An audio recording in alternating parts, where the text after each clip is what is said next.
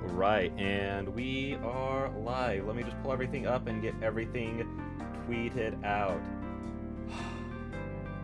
As I was pulling up Twitter, I just saw... So, today I tweeted out a little thing that was like, hey guys, I yada yada Pokemon, I really like Regulation H, but I hate Regulation G. And for those who don't know what that means, it's just different rule sets for VCG, the competitive Pokemon and everything.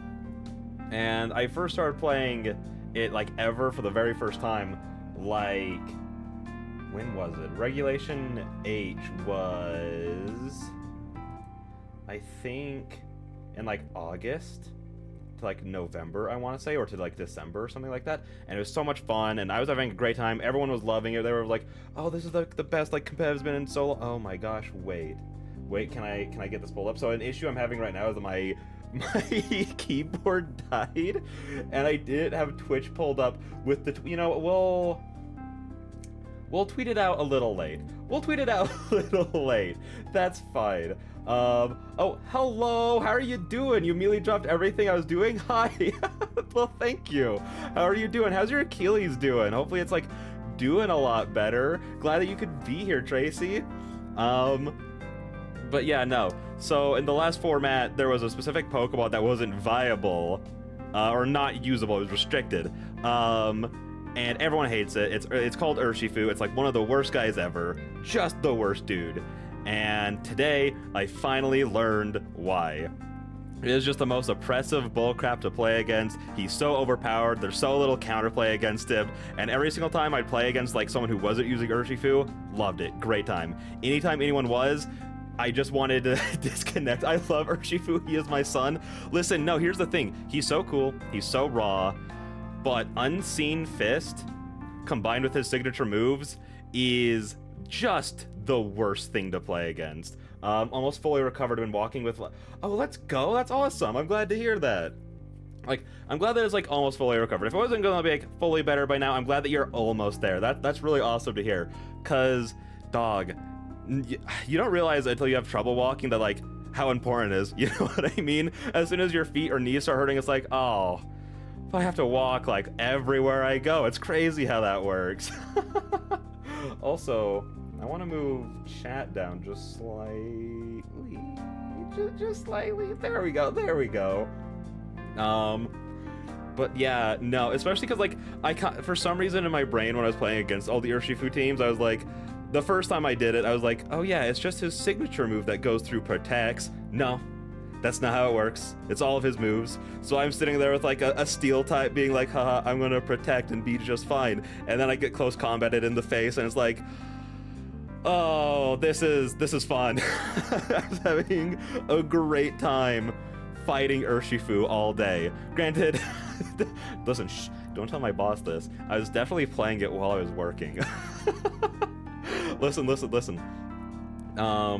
I work from home, okay? And I have to go back into the office soon because apparently a lot of the other people in the office who, like, got also work at home for a while were really abusing it and not actually working, so we're all being punished for it. So I was like, I'm gonna play some Pokemon Showdown today while I work, and I had a great time. I have a male Rapid Strike Urshifu called Jinbei and a female Single Strike Urshifu named Sally. They're so cool. Okay, I get the Jinbei reference. Is Sally also a reference too? But that's the thing though, like, they're such cool Pokemon, but they're so obnoxious to play against, cause they click the attack button and they hit, you know? Like, there's like, outside of just killing them before they kill you, so like even the counterplay is just hit them harder, cause I eventually, like, switched up my team and I started running like a Miraidon-led team, and I was like, I just click his Electro Drift and kill these guys. I have to think about how to fight everyone else, but it's either I kill them in one hit or they kill me back in one hit. Sally as in reference, just the first name that came to mind. That's fair. That's like the purest way to name things, though, is just whatever comes right off the dome. So I respect that. Iron Hands walls them. I have one called Rigoberto. I probably butchered that to high heaven, but that's fine. But I love how that name sounds. Does he? Maybe I need to try that, because I haven't looked too much into, like, the Paradox Pokemon and how they work, because, again, like, I only played through Scarlet and Violet like 1 time a piece. And then again, I only played Regulation H or Regulation G when the Paradoxes and all the legends weren't in the game.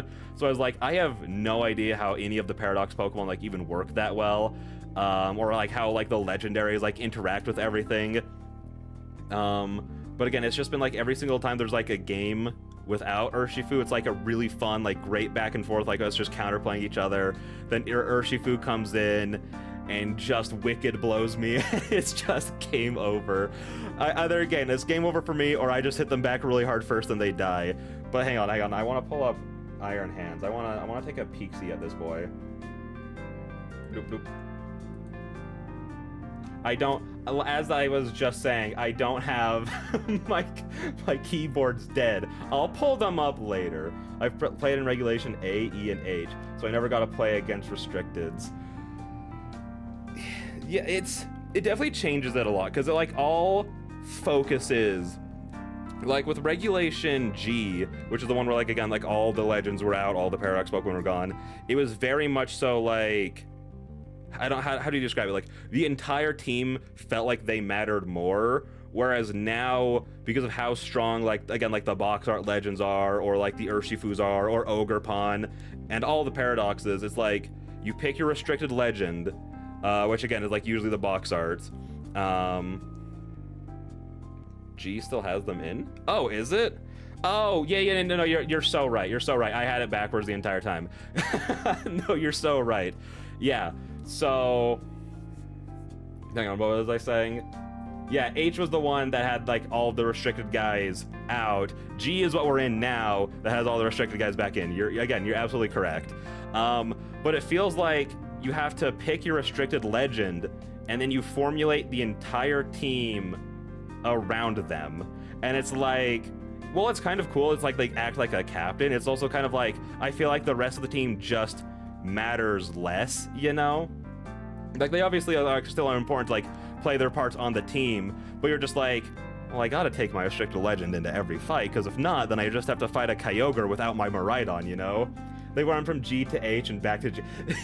That's the thing. That's what was confusing me, because I, like, pulled up Pokemon Showdown today and saw they were in the new regulation, because it's been, like, a month since I played it. And I was like, wait, G?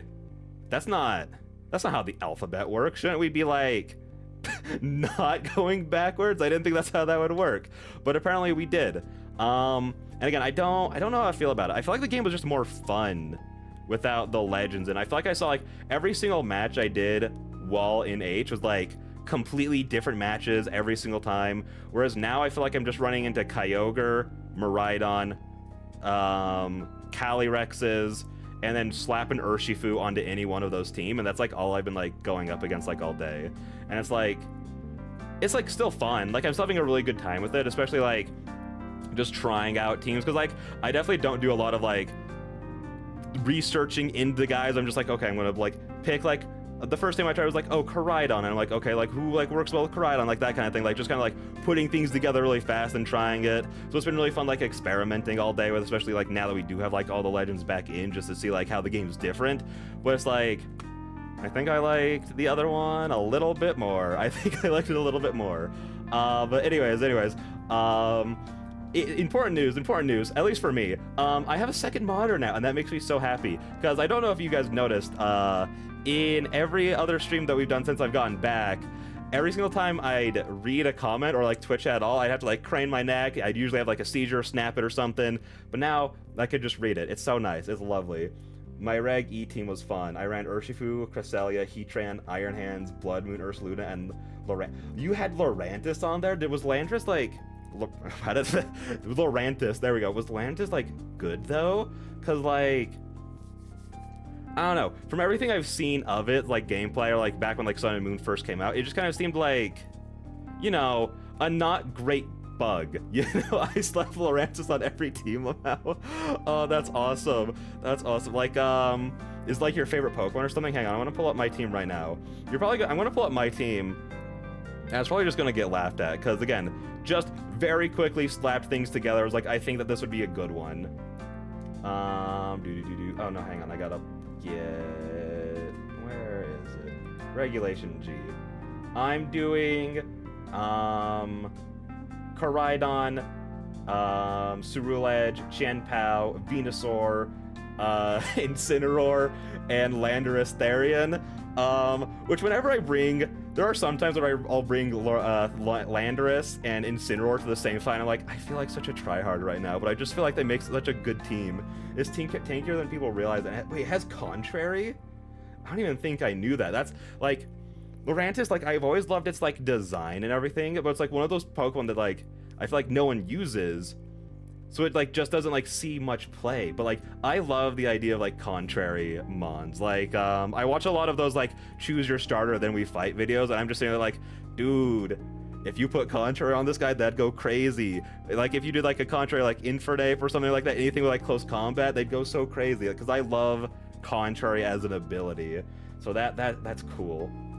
Is an orchard plant pretending to be an orchard mantis. It's so cool because like it even has like the animation where it's like in like it's the flower form pretending to be a flower and then it pops out, you know? It's such a cool mon. But I always just figured it'd be like, you know, kind of like the Butterfrees or, you know, like the Beedrills, where like they're like really cool to look at, but they're just not that good, you know? Because, like, again, the only time I've ever, like, actually played against one was, like, against the Totem version, which is kind of not fair, you know? Because it's literally just Lurantis, but with buff stats across the board, so it's not fair. But I am sad, because I really was, like, looking at my team, I was like, man, I really want to try to figure out how to get Umbreon to work, because he's my favorite Pokemon, and, like, I feel like he should be good. But then I was looking, I was like, I already have two Dark types on here. And I have a dragon fighting type on here. I don't really think I need any more fairy weaknesses right now. I think I'm good. Also, yeah, Lurantis is my favorite Pokemon. That's a base pick. Because it's so... I feel like it's like one of those more underrated ones that no one like talks about. But it's so cool. I you know, just love it for his clown pants. I love it for that. But yeah, no. I also didn't want to be too big of a normie and just play Incineroar every match, but then, you know, running Helping Hand, Protect, I mean not Protect, Helping Hand, Parting Shot, Knock Off, and Fake Out, it's like, he's just dummy. He does everything you need a guy to do. He's so good. Even though I'm like, he's the meme Pokemon, the Wolfie Glick Pokemon that he hates so much, and I'm like, yeah, but he's also just really cool. Have you guys considered that? He's just a sick dude. And I love him. Wait, no, hang on, wait. I just realized something. That's my first team. My second team... Hang on. Team builder. Where... Oh no, did it not save for some... Oh, I think it didn't save for some reason. Oh no. Why did it not save? I literally validated it and played several games with it. So how would it not save? Hang on.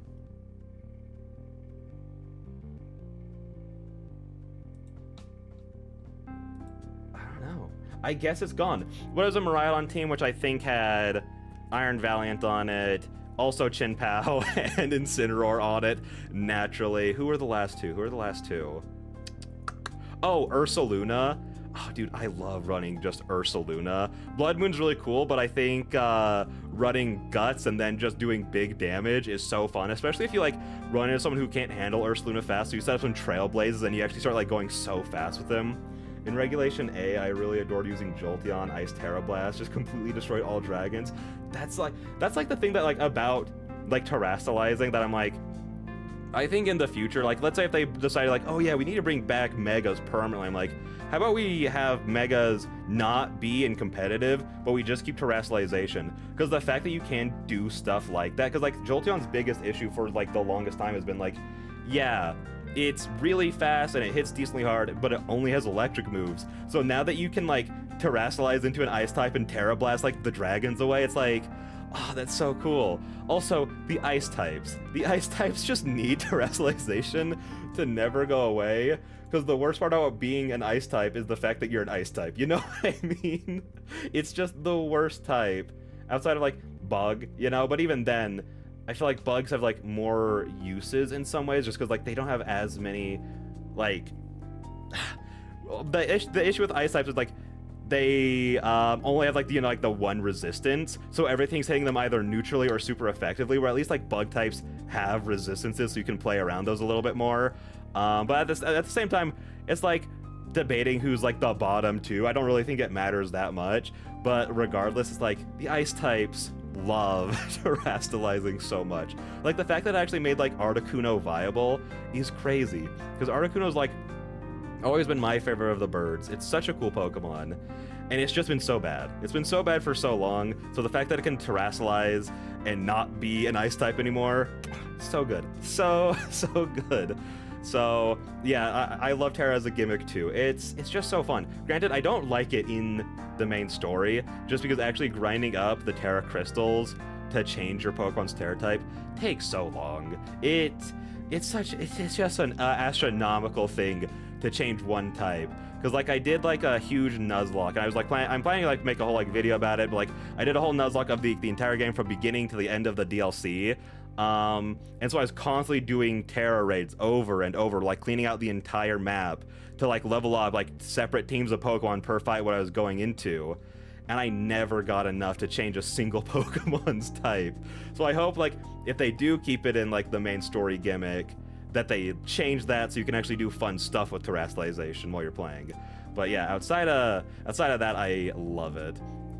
But what other things? Oh, hey, since you're here, manifesting boobs in my nightmares didn't work as well as I thought I did. It just manifested a dream where I was in a social situation, which is truly the scariest thing ever. And then when I woke up in the middle of the night, I had people sitting around my bed still talking to me, and it scared the crap out of me because I thought there was actually people in my room until I woke up and the hallucinations went away.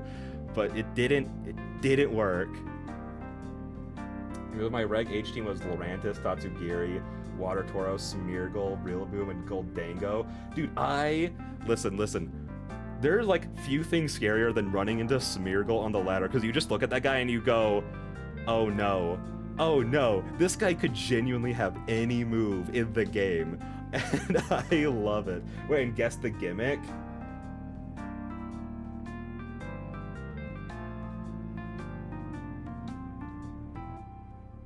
Give me a hint about the gimmick. Oh shoot, did they have boobs though? You know what? Some of them probably did, but I was just too scared about the fact that there were people in my room with me. I should have looked closer. I'll do that next time. Smeargle and Tauros were the leads.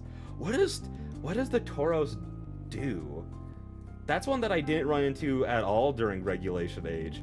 Like, I'm sitting here thinking like, what did you try and like Dark Void people, just go for some cheeky strats with that while you're running like Moody or something? Because I don't know what the Water Tauros... Is the Water Tauros even good? Because I know that like base Tauros is not great. You know, like OG vanilla Tauros.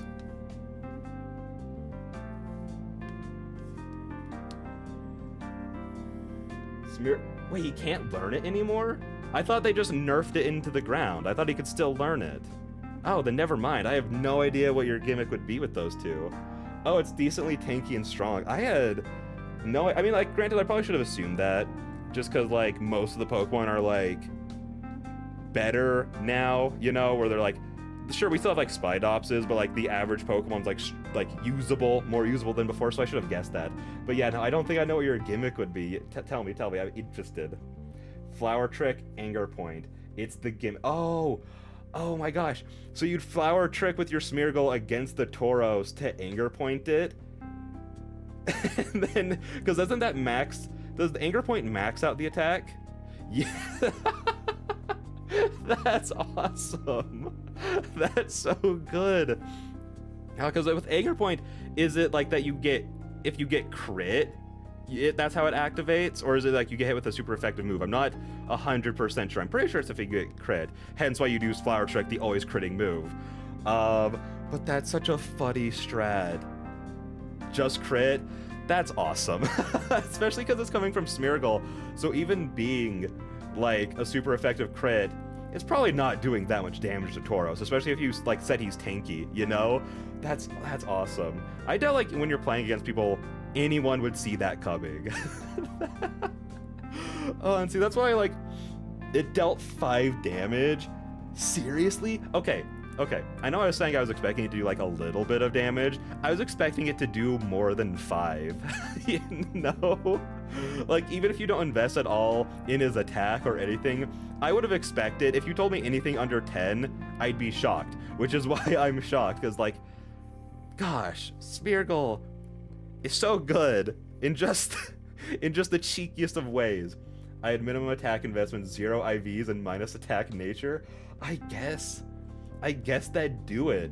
Again, I still feel like I just expect to do at least like 10, like a little bit above 10 damage, but doing 5's so funny. Because I was going to say like, oh, that might be like a little bit risky if you end up doing too much damage, but no, that's like so fine. That's so fine.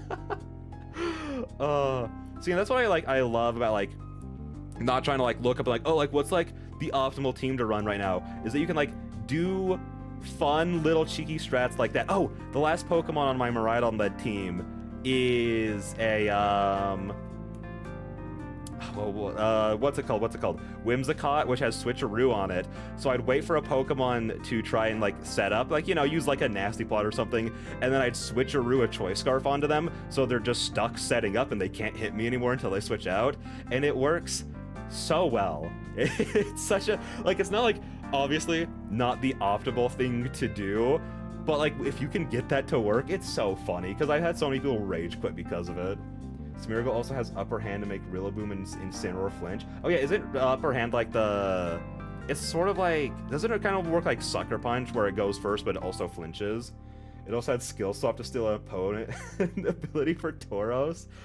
Oh, that's, dude, if you ever ran into like an Azumarill or something, that would go so hard. You max out its attack, then you double it. I love Pokemon. I love Pokemon so much. I was unironically sitting here like, is it too late to start becoming like a VGC streamer? Again, I'm not like great at it, but like I love it so much because it's so silly. Especially like doing like those kinds of strats, like what you're saying, like doing like the skill swap and everything. Skill swap goes first, but it only hits if the opponent uses a priority. Oh, it only works on the priority move. So like that's why I brought up the Rillaboom and Incineroars, because like they're like big fake out users. So you use it to like stop them in their tracks. That's smart. Because once dude, when a team pulls up with both Incineroar and Rillaboom, I just go, oh, I'm ready for a Pokemon to only be able to attack every other turn, because they're just going to keep switching in and out, in and out. It's just a it's just an Uno reverse card. It's just, you tried to flinch me, but guess what, idiot, you're flinched now. That's so funny. No, like, it's genuinely like a problem. Like, I was planning to start streaming. So 2 things happened today.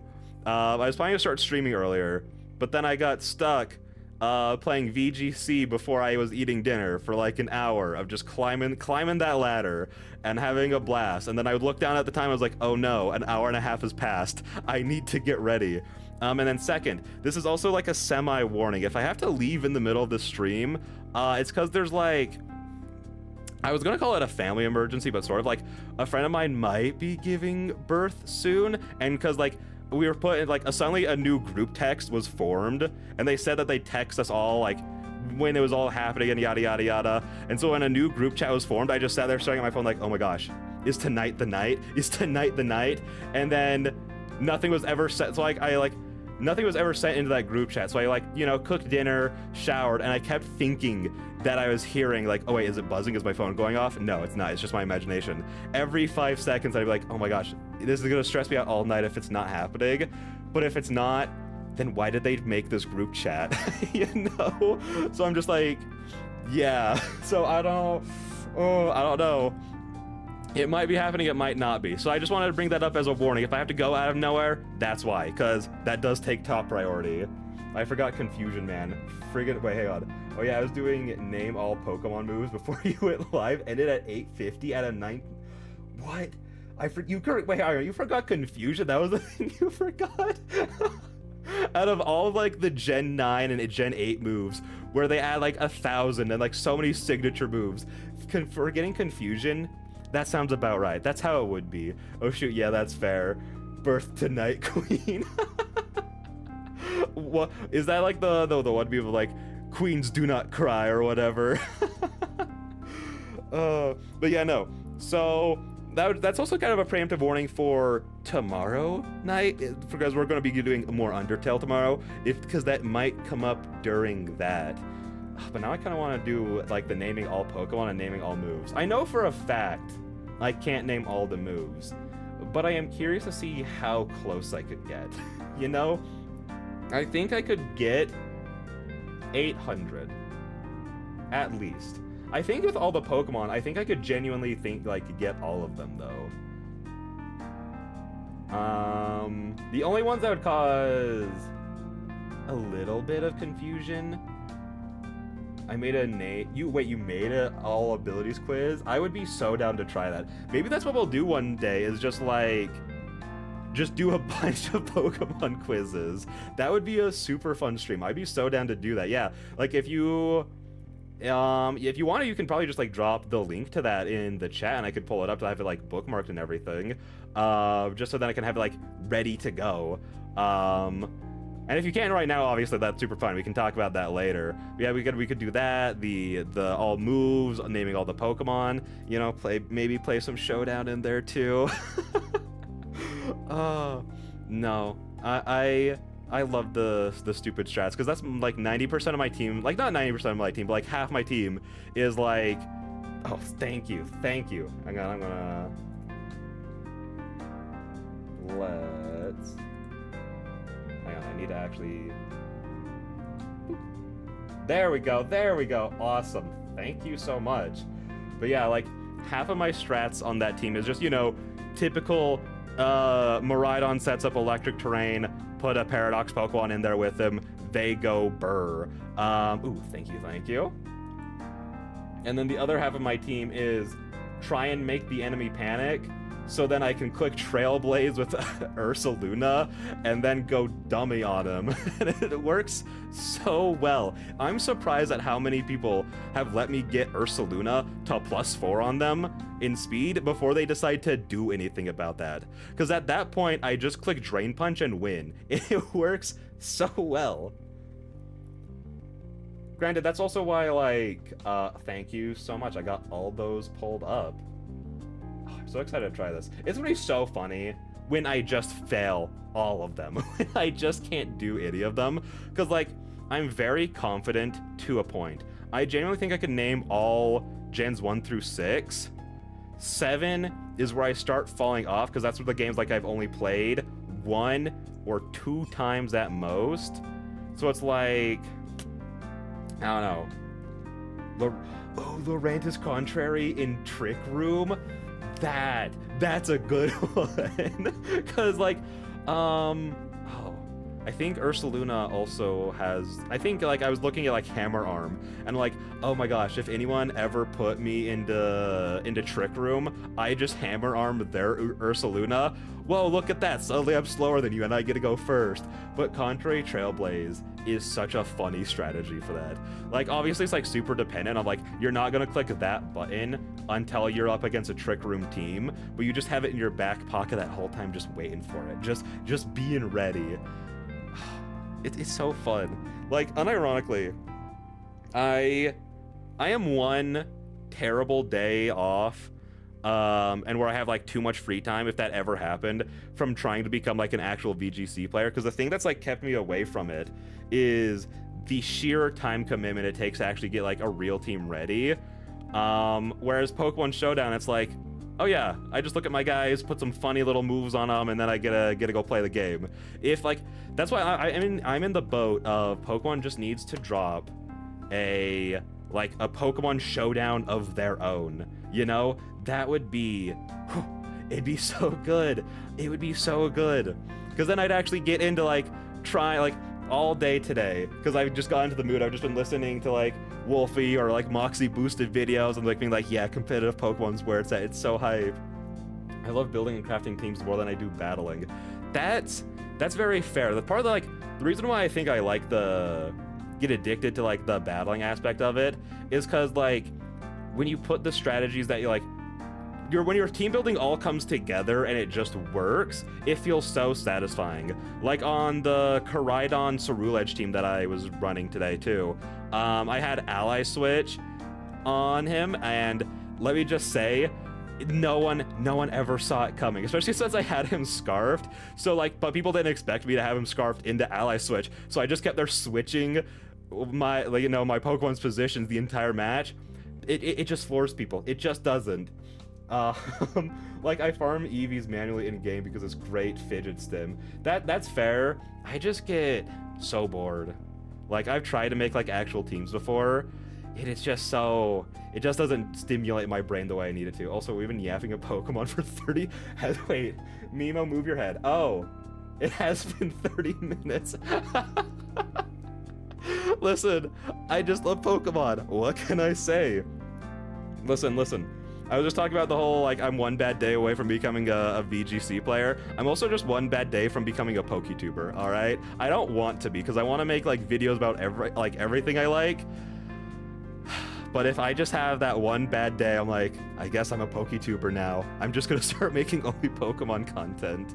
Like, for how much I love it, I'm genuinely shocked I've never streamed it before, and I want to. It's just one of those things like, oh, I want to do this, and then I'll play a Pokemon, and then I'll do this, and then I'll play a Pokemon. Yeah, me too now. Because it's just like my bread and butter. It's the thing I know the most about. Like, my brain has like genuinely has no useful information in it outside of like video editing. But it sure does, like, I can talk to you about Pokemon and like their stats, moves, abilities, how they all work, just forever. And my friends hate me because I'm the only one who plays Pokemon. But sometimes I'll be able to bring it up, and then by golly, the next hour just vanishes as they just sit there and go, yeah, as I talk about the problems of Rillaboom and Grassy Glide and Grassy Surge and the effects it's had on VCG, and they hate it.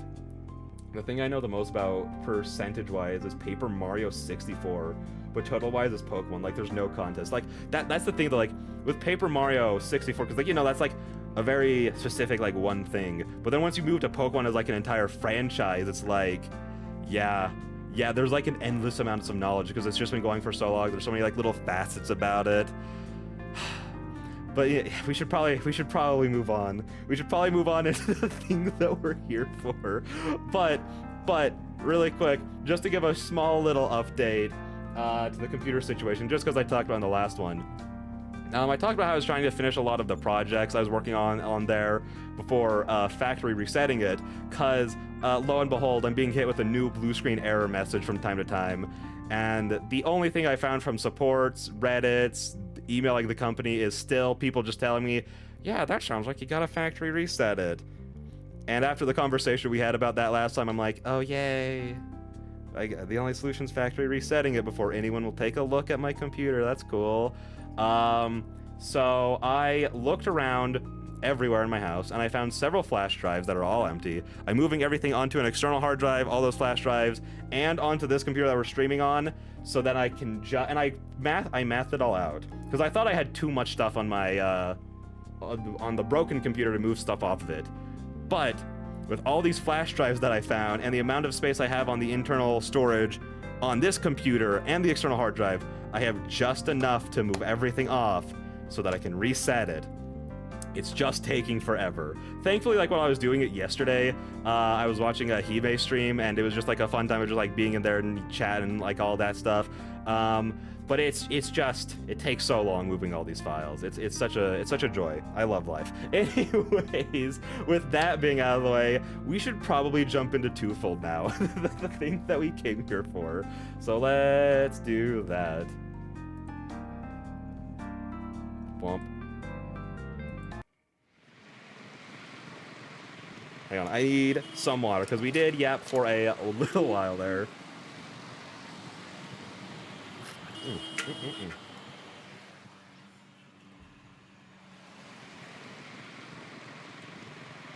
All right. One of the worst things about living here is how quickly... Oh, I guess to give a small little recap. I promise I'm not stalling or anything. Just to give a small, tidy recap. In the last one, the club was falling apart more. We got closer to Haley. Best girl, praise. Fell in love with Millie. Went out drinking. Is that all the big events? I think that kind of, like, because I don't want to go on for too long about it, but I think that covers the main event. Yeah. One of the worst things about living here is how quickly the weather turns. One day it's a little chilly outside. The next there are snowplows clearing the roads. Caprice was banned from the kitchen. Yeah. Oh yeah, also we cooked for them. And I don't know what it was about that scene, but I just love, like, I'm usually not the biggest fan of like slice of life, and this is entirely slice of life. That and like most Studio One things are, but there's just something about the way that it's written that tickles my brain in the right way. And I'm trying to figure out what it is, but like there's something about that scene specifically that I'm like, there's something about it that explains why this slice of life is better than other slice of life stuff, and I just don't know what it is. But yeah, anyways. Even though it's not freezing just yet, it's cold enough to bundle up a bit more than usual. There's plenty of time until school starts, at least. With downtown's traffic at its worst when snow's just fallen, I need to take it slow and stay vigilant. I'd rather not break something so close to exams or worse. Then there's the hangover I'm still nursing. With puffs of condensation filling the air in front of my face with every pedal stroke, the apartment building I've been looking for comes into view.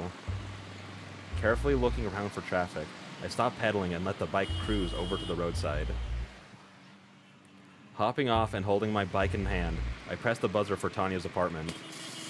I probably shouldn't be making house calls this close to exams, but I should make sure Millie's alright, given the state she drank herself into. Hey, Olive. I can see you from the window. Just leave your bike beside the stairs and head on up. Thank goodness I can get out of the cold. Wasting no time, I quickly hop inside and do as she says. With the building elevator out, I finally make it up the stairs and gingerly enter Tanya's room, doing my best to hide my exhaustion. At biking in, then hiking up. Having handed Millie over to Tanya at the door last night, I don't know what to expect inside. As Tanya turns from the window to see me enter, I'm pleasantly surprised that at the very least it's clean. Also, this jacket, such a style. I love it. Didn't such an aesthetic, that's what I meant. Thought you'd be off to school like a good little student. Figured I'd check in and see how things were after leaving Millie with you yesterday. See for yourself. Hey, Millie! You've got a visitor! I'm so scared for the state she's gonna be in. What looks like a ghost slowly emerges from the bedroom to see their visitor, dressed only in her white shirt and skirt. I think this is the first time I've seen her braids undone too. Half dressed, disheveled, and in the throes of quite a hangover, it's a bit of a contrast to the fashionable and composed woman I'm used to. Oh, it's Olive. Hello there. She's doing so good. She's doing so good. It's not hitting her hard at all. Even her voice sounds pathetically weak. All I can do is grimace as I try to work out how to deal with her. Tanya and I are waiting for the harsh noise of the snowplow to pass before speaking. That's quite the hangover. To be fair, she needed the drinks. This has been not the best time for her. Millie just groans as her friend rubs the back of her head at the sight. Are you gonna be okay? Yeah, don't worry. I've dealt with worse. That's not as reassuring as she thinks it is. I'm gonna head to school for some studying. I can pick you up some food or something on the way back if you want to stay here. Aw. I'll come along. Just let me get my shoes on. Are you sure you're okay to be walking? Yeah, don't tell me you're going to school like that. Tanya's concern goes unanswered as Millie shuffles back to the bedroom. Thanks again for the invite yesterday. It was nice to forget about everything for a night. She gives me a flat look in response. You do know who suggested that you hang at the bar with us, right? I let my shoulders slump and sigh. I guess it was optimistic of me to hope she'd let last night slide. Before I have to dig up a response to Tanya's irritating grin, the woman in question emerges, looking somewhat smarter this time around. At least she looks sharp while feeling half dead. Good to head out? Sure, let's go. You okay walking? Yeah, a walk in the cold sounds good right now, actually. Take care, you two.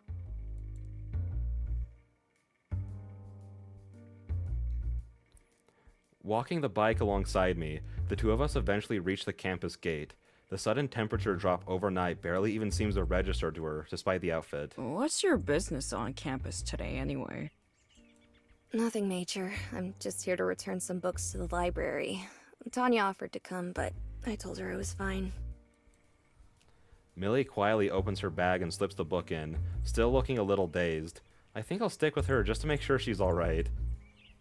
She must have sounded convincing for Tanya to let her go without escorting her, given how she... I groan and cover my face with a free hand as I realize what's going on, still playing the matchmaker. Something wrong? Oh, everything's fine. Completely fine. Let me lock up my bike and we can head over to the library. With Millie's books dropped into the return chute, she pulls up a seat beside me at the table. She gives a sigh, unfitting for her age, as she sinks into it, dropping her bag beside the chair. It's nice and warm here at least, the sight of snow falling outside the windows adding to the coziness. Only a couple of other students are milling about, and even they're likely just here to pass some time out of the cold. Pinching the bridge of her nose, Millie seems to look a little better for some warmth and rest. I don't usually find myself at a loss for words around her, but I can't seem to find anything to say. Even Millie is uncharacteristically quiet, yet clearly restless as she plays with her braid. Realizing my leg... Hello? Ew. Hang on. Get out of here. Stupid spam stuff. Hang on. Oh, wait, no, I can't. Hang on, because I don't have my Twitch pulled up. Oh, no. And I still don't have... And my thing's still dead. You know what? It's fine. It's not the biggest deal anyways, as long as no one's, like... stupid enough to click on that link, which no one should, we're fine. Yeah, it was a little bad. As soon as I was pulling up to stream, I was working all day on my keyboard, and then it died as I was getting ready for stream. But it's again, not the biggest deal as long as people don't click on it. Click on that link, you got it, boss. Yeah, that is what I said. Click on that link right there. It's for the best viewers, and you know what? You are the best viewers. So that's for you. You know. For the future, that's what everyone should be doing. I don't even understand, why, people, bots do this. Do they actually trick people into clicking on these links? If so, that's really sad. It's really sad that does actually trick people from time to time. But yeah, we should be fine. Realizing my leg is tapping on the floor, I reach for something, anything to fill the air. It's good you have a friend who lives downtown to pick you up. I had to ask my mom to pick me up the first time I went out drinking. Sort of put me off from doing it again. Not your dad? Dad wasn't really in the picture. He left when I was still pretty little. Sorry, I really should have been more careful about that. No, it's fine. Hasn't been a big deal in forever, really. An awkward silence quickly develops, made all the more pointed by a student walking past us to leave. Funny how things end up, huh? The quiet is broken, and I'm just as surprised as Millie that it was me who broke it. Starting down this road because of stress and anxiety. Only to wind up spending the night drinking with you like nothing was ever wrong to begin with. You say that like it's a bad thing. Nah. The club might have its problems, but this is fun. Things might actually turn out alright. Oh my gosh, optimism? Optimism from Olive? That's a new one? Oh my gosh. People do that in Wonder Trade to advertise websites that sell Pokemon. Unfortunately, yeah, all the hacked Pokemon is usually oh, here's a level 100 shiny legendary or whatever, and it's especially because it's very much so targeted towards kids and everything. Sadly, some adults still do fall for it, but it probably gets a lot of kids to fall for it too. So hopefully, again, it's people are smart enough on here to realize hey, don't click this random link that has nothing to do with the stream, you know, because it's probably not trustworthy. I'd rather RNG manip one than pay for it. Exactly. Also, listen, if you have to go out and pay for a shiny, does it really have any value? Because for me, I'm not even a shiny hunter. I don't really care for shinies. But like the value for our shinies for me comes from like finding one naturally. You know, you're just going about your adventure and then like, oh my gosh, whoa, that Mighty Anna's gold? That's crazy, you know? Like I don't want to have to pay for that. I want to experience it. I wonder how long it's been since I said that. I can feel the corners of my mouth tugging upwards a little, just as hers do. Both of us being glad that things turned out like this. I guess this is a long-winded way of saying thanks. For everything you've done for me. You took an opportunity and it worked out for you. You should be thinking better of yourself, Olive. But thanks. I'm sure you'll get through the exams, even if I have to drag you over the line. She gives a smile at my wilting. Even her optimism has its limits. I'm sure she means what she says, though. It's thanks to her that I even remotely have a shot at this. As she's about to say something more, though, the words catch in her throat. The visible pause before she continues on doesn't go missed. I'm just gonna grab another couple books I wanted to borrow. Won't be a moment. She takes to her feet, and I follow her lead and do the same. For the first time, though, I feel my head swim with the sudden change in altitude. My heart leaps out of my chest, and I throw my arm out to catch myself, grabbing onto the table. Oh, hey, are you okay? Isn't it crazy that as evolved as humans are, we get lightheaded from standing up? Cause like, yeah, I don't even think you could probably blame that on like the hangover, but like that just happens to people. Like you'll be laying down and then you'll stand up and it's like, oh gosh, you shouldn't have stood up like that, and then you're just like back down. We're so advanced. We're so advanced. I care more about personality marks than I do shinies nowadays. Were the personality marks the things from Gen 5? Because I remember the Gen 5 had a lot of those like little extra marks that you could get on Pokemon. I don't think I actually ever got any of those. Because like, I only like vaguely know what you're talking about. So yeah, I definitely didn't get any of them. She leans down close to me as I stand. Oh, Gen 8 added them? Oh, yeah. And also, Gen 8 added a lot of stuff like that. Like, wasn't that also the gen that added this different version of the shiny sparkles too? Like, they added a lot of like little extra things to try and make like each of your like potential Pokemon just a little bit different, a little bit more unique to you kind of thing. You mean ribbons? They're from Gen 3. Oh yeah, I was thinking like, no, there was something added in Gen 5. I'm just blanking on what it was because I know what you're talking about with the ribbons. Because like, yeah, obviously like every ribbon that you beat at the max like difficulty, you get that ribbon for that Pokemon. But there was something in Gen 5 that was also like a little thing that you got. Oh, I think I might be thinking of the Pokestar Studios thing, where if you beat, like, you know, you use your Pokemon in like the movies or whatever, you can get like a little extra effect on them. I think I might be thinking of that, yeah. I have 4 Lorantis Ribbon Masters, one from a distinct game. Unova is the only region without League Ribbon, ironically. That's weird. That's really weird. But you know what? Again, they have the Pokestar Studio thing, and that's what matters more, obviously. She leans down close to me as I stand, offering a hand to let me up. I take it heaving a steadying sigh. Yeah, sorry, I look up at Millie. Her caramel eyes soften a bit as we lock a gaze. A warm smile on her face when she collects that I'm fine. We stay like that. I'm acutely aware of her hand on mine, of how close we are to each other. Oh my gosh, wait, it's happening? It's happening this early? Before I can even fully process what's happening, I instinctively shut my eyes and bring myself to my tiptoes as she leans down slightly to meet our height difference, somewhere in the middle. Oh my gosh! We kiss, just barely reaching our lips together, too gentle to count. Also, I didn't realize that Olive was that much shorter than Millie. Millie's mind eventually catches up with her actions as she's the first to pull away, looking equal parts confused and embarrassed. I can't believe, oh my gosh, it happened and I'm so okay with it. Because, like, I sound like such a romance critique whenever I'm talking to other people about, like, romance novels or movies or anything. Because, like, one of my biggest issues with, like, a lot of romance things is, like, that they don't feel, like, natural. Like, they, like, happen, like, too fast or whatever. Like, this happened quickly. But, like, you can see the progression of it all building up. So the fact that they're kissing already, it's like, oh my gosh, that came on so fast. But it feels so earned already, and I love it. I'm not doing much better. I step back and take a gulp to steady myself. My heart's beating audibly, and my brain feels too fuzzy to form a coherent thought. what? was... I don't even know what I was, I mean... Still trying to piece things together, her confused stammering eventually turns to a small laugh, which she does her best to stifle. What a morning, huh?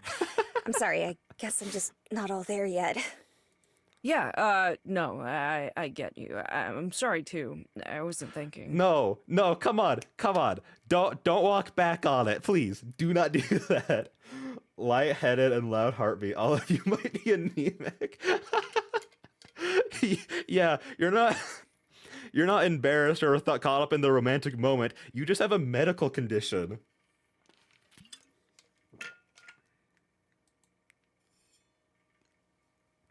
With a final sigh to exhale the last of her nervous energy, Millie's finally able to compose herself again with an apologetic smile. Wanna just agree that this never happened? No!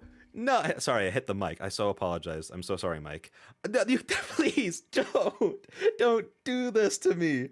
Just, no. Don't pretend that it didn't happen. Let it be something that happened, please. It's only brief, but I find myself pausing before I answer. Sounds good No, to me. Olive, no, stop. You know it doesn't sound good to you.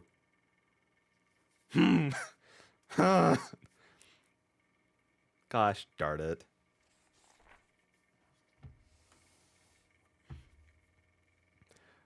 Good morning, everyone. Today's the big day. The writing club room is open bright and early today. Please feel free to come by. Olive's bringing coffee from their diner. Barf. Had me at free. Be there in a bit. Just woke up. Lol, lol, lol. See you soon. Okay, thanks. Yeah, today's the day. For better or worse, in a few hours, I'll be done with my finals. Whether that signals the end of the semester or my college career entirely is up in the air. Given the drastic change in weather, Millie started offering to ferry me to and from campus. The car's heater usually does a lot to brighten my mood in the mornings, but it didn't do much today. I set up the carton of coffee somewhere on the nearby table and help myself to the caffeine while Millie continues her text conversation with Tanya directly. She must have sensed my anxiety this morning. Honestly, I'd be surprised if she hadn't, and she had spent the very few moments we've shared together so far reassuring me of how much progress I've made. I'd find it demeaning if it were coming from anyone else, but after seeing firsthand how much writing means to her, I don't think she'd be able to contain herself from giving honest feedback first and foremost. I'm not great, but I'm way better than I used to be at least. Sitting in this room has always brought me some level of can read. I know English, trust me. Sitting in this room has always brought me some level of unease due to the dire straits of the club has found itself in, but today has a whole new level of stress. It's good to see all of you this morning. Let's get started.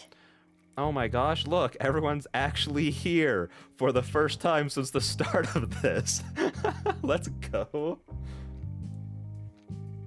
Millie takes her usual place at the front of the class, ready to begin the meeting. I'm sure everyone's going to do fine, but extra preparation never hurt anyone. I know Olive is looking for some general tutoring this morning. What does everyone else need help with? OMG, the gang's all here. Everyone's here. It's like Smash Ultimate, but for the writing club. Which, honestly, it's more impressive that they're all here than we got everyone to Smash Ultimate anyway. So, especially Heather hasn't been in the story since like the 50-minute mark, so...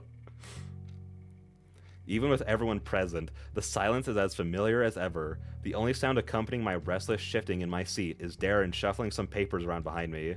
Anyone? It causes my heart so much pain to see someone who tries as hard as Millie just get nothing back. Again, she's met with an awkward quiet.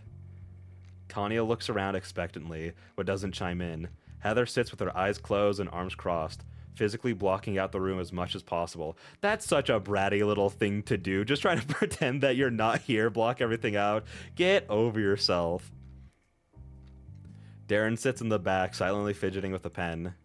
As Millie's expression falters, mine follows not long after. I know she set this up for my sake, and having it only serve as a reminder about the state of the club racks me with guilt. Well, I appreciate everyone checking in. Don't let me keep you if you don't need anything. I just wanted to make an open offer. Actually, Oh? Oh, I thought Heather was about to be cool for a moment, but then I forgot. It's Heather. She's the worst. Heather stands from her desk and starts her way towards the door, managing to interrupt Darren without saying a thing. And here I thought you were gonna spice things up when you suggested an off-hours meeting. Fool me once, I guess. Get her, Tanya, get her! Tanya slams her hand on the desk and stands up, successfully falling for Heather's provocation, even if it wasn't directed at her. Oh my god, I'm so sick of you! There's gotta be better entertainment out there than showing up only to make people feel like crap. Oh, I'm sorry. I didn't see you raise your hand earlier either. Did you need some help? I'd love to be your study buddy. I'd rather choke. I'm here because I'm supporting my friend. Where did all yours go again? Oh, get her! Smoker! Oh my gosh! Hey, you two... No, Millie, stay out of this. Even though she's trying to mediate, Millie's interjection barely even registers as audible. She's already lost control of the situation, a fact she's well aware of as she sinks into the corner of the room. Support her? By causing a scene like this, that fearless leader of yours is looking pretty distressed, don't you think? Get her, Tanya? Don't you pin this on me. Get real. You must be more delusional than Millie if you really think you're helping anything. Do you two mind? Oh, get him, Olive, get him! Joke's on you for expecting Heather to do something good. You know what? I'll take the full blame for that. I'm not even going to be mad at Heather for being the worst. I'll take the full blame for expecting better. Yeah, get her ass. Get their ass. My question isn't loud, but it still manages to halt the two in their tracks, surprising them almost as much as it does me. Stepping into something like this is something I go out of my way to never do, but the anxiety surrounding my finals and Millie's distress only compound my frustration. If you don't need the help, that's fine, but I do. We don't really have the time to get distracted by your fighting. So, cut it out. Good job, you did your Please. best. You did your best. And yet threw in the pleas for politeness. I was riding high for a second there, but my bravado faded faster than I would have liked. Still, it seems to have its intended effect, as Heather rolls her eyes and makes her exit without another word. Alone with her resentment, Tanya takes a breath to assess her situation. She looks to Millie, still visibly downtrodden, then to me. After a moment, she hangs her head, sighing. I'm gonna head out too. No, Good luck with your Tanya, exams stay. today, Don't guys. go. Please. She grabs her bag, everything still packed inside, and follows after her nemesis. Dumbest thought. I need someone to mod Resident Evil 3 and add Heather in over Nemesis. That'd be great. Once the door has closed behind Tanya, Millie's shoulders immediately slump. They only stay that way for a moment before she pulls herself back together. Her smile returns, if noticeably weaker, as she makes her way over to my desk. She rests her hand on the chair in front of mine, swiveling the desk around so it faces mine, scraping unpleasantly against the ground as she does so, and takes her seat. Her smile softens, looking a lot more sincere than it did moments ago. Part of me doesn't want to disturb this moment by pulling out my worksheets. Unfortunately, I'm not given the opportunity, as she breaks eye contact with me. I follow her line of sight, turning around to spot Darren sinking awkwardly into his chair. I sort of forgot he was still here. What must Darren be thinking? He's just sitting there like, am I third wheeling in this tutoring session, and that tutoring session is in quotations? What's going on here? Like, unironically, as she was like swiveling it around to like face Olive, I was like, what about Darren had a question? You gonna answer Darren? Sorry about all that. Really, don't let me keep you. I actually did come for the study session if the offer's still open. Of course. He glances over to me for a second, his head immediately snapping back to Millie afterwards. Oh, but I understand if you just wanted to focus on Olive, especially given their situation and what just happened.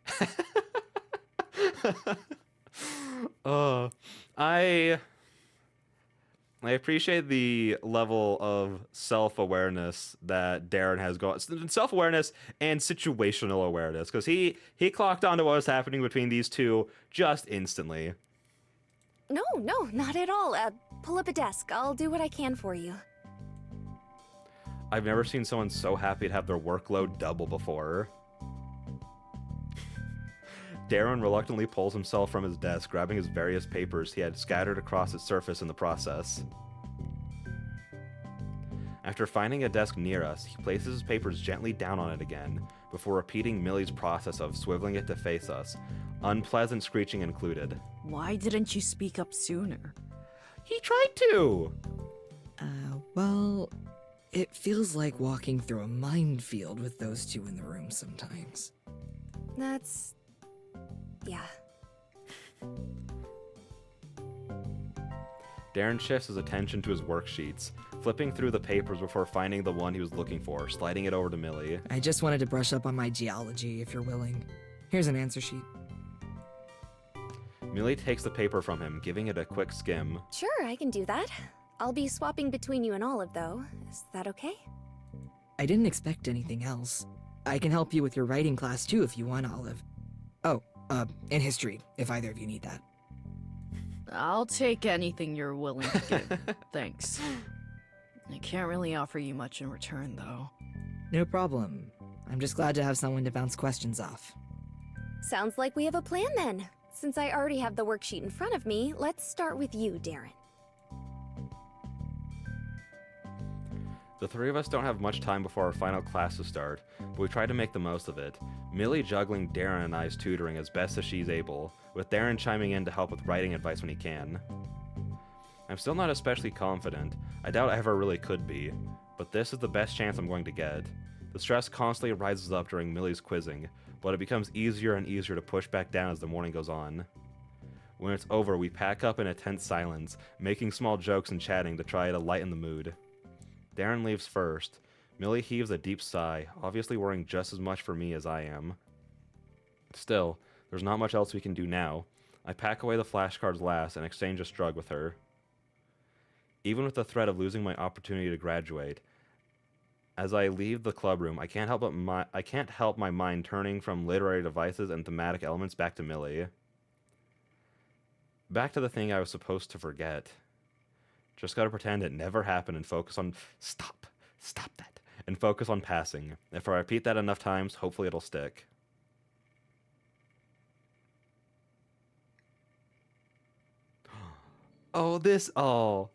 The chapter cards never, what was I gonna... My brain just completely stumbled over that sentence. The chapter title cards can't help but make me smile. That's what I was trying to say. I know how to speak. Trust me. That's why I help my sister study. I just ask her stuff from her answer sheet and crack jokes to help her remember better. That's not too far from how the chapter cards never. True. Thank you. Listen, I knew I was worth quoting. I am truly a scholar, a philosopher, if you will. People will be repeating what I say for ages to come. But the way that if it's like something that I don't know, there's kind of like two ways. Like if it's something that I do know, I just kind of like explain it to them and try to like explain it in different ways than they've had to explain it to them before, so to help them get it better. Because I've noticed because I helped a couple of friends a lot during middle and high school to get through it, and they said the thing that I did best that helped them is that sometimes they just needed things explained a different way because they didn't understand it the way their teacher said it, so that's what I'd try for. But if it's something I don't understand, I just ask them questions about the topic and have them teach it to me, which then inevitably leads them to answering the question, essentially. Like, a friend of mine in high school was in, like, an AP math class, which I'm terrible at math. I don't really know anything.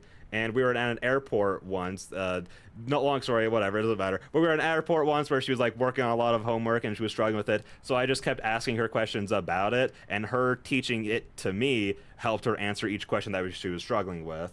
I don't study because neurodivergence can be a capital P. I tried to study. I tried to study so hard.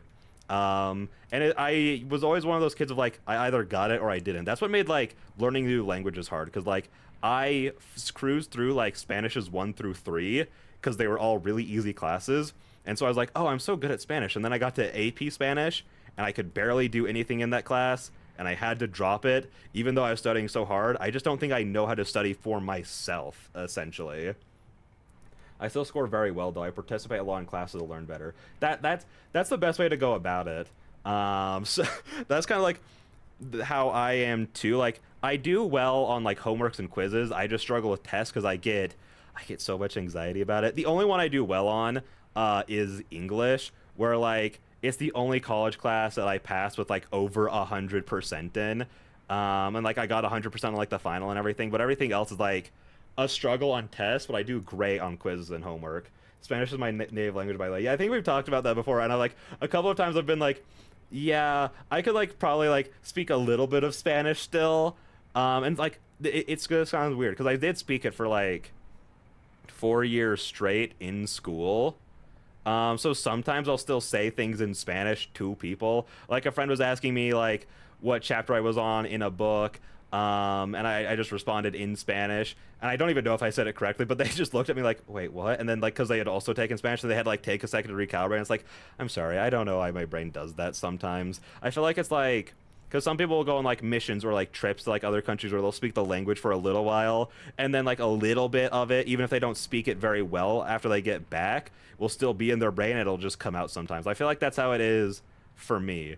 But I'm so bad at Spanish. I even try to stick with it after high school and everything with like Duolingo and everything, and like it's the grammar that gets me. Cause despite how bad I am at the talking on the words when I'm speaking them, I again like English has always been my best subject when I'm writing, and so like changing the grammar rules is the thing that would always throw me off. So like whenever I'd be like giving like or doing an assignment in Spanish 4, which we took an AP Spanish class in Spanish 4, I'd always be saying the right things, just not in the right way, because I'd be putting them in the wrong, like the words in the wrong order. English in college was so funny because I knew more English than my teacher, and I just chimed in to make sure my classmates learned stuff. He sent me straight he sent me straight to the recovery exam because he got fed up and I aced it. But he gave me a 93 out of spite. What a loser. Not to be mean to your professor, but what a loser, giving you a 93 out of spite. Listen, like, you know, some kids will like try to like correct the teacher and then be absolutely wrong, but if you're correcting the teacher and you're absolutely right and they still dock you points just because they're a butt, that's just because they suck. That's just because they suck. You aced that test. You should have gotten 100. All right? That personal belief. But they sound like a butt.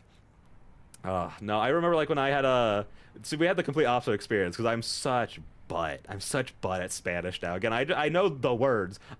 Some of the words still at this point. I just can't put them in the right order. And it got to the point of I was sitting outside of the classroom one time before Spanish 4 AP, which I often was just sitting there studying. And it was like the first class of the morning. So I was there like an hour early just studying. And it got to the point of like the teacher came out and was like, hey, listen, I see that you're working very hard. You're just not good at this. And I don't want this to ruin like learning languages for you, so I think you should drop out of the class because you're working too hard and not getting anywhere. And it's like, I appreciate it, but it hurts to hear. But at least you were like honest with me about it, so that's when I dropped the class. Better than my philosophy teacher who just gave everyone 0 as the final score because he asked ChatGPT if it did our homework and it said yeah.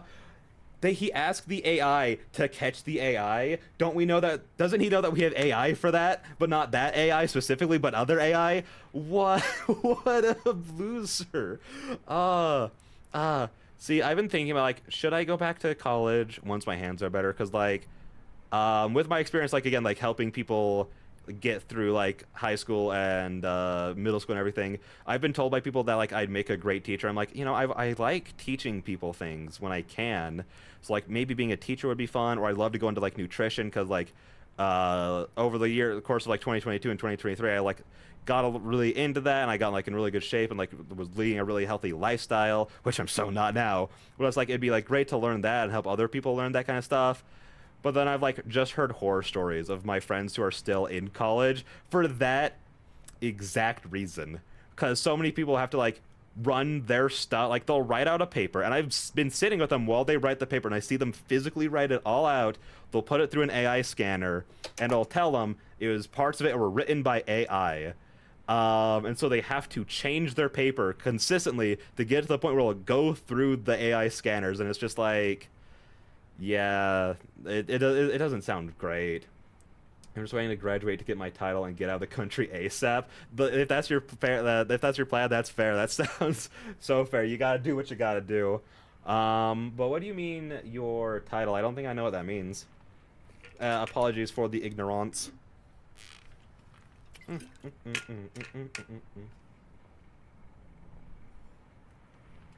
Oh, that was the good stretch. Oh my gosh. I hope they didn't pick up on the mic, because I just like stretched my arm and back and it just cracked everywhere. Oh, right? Degree. Oh, okay. That makes sense. That's what I was like thinking it might be, but I wanted to make sure just so I wasn't like doing the yeah thing and then had a Spanish moment. No, you're so fine. You're so fine.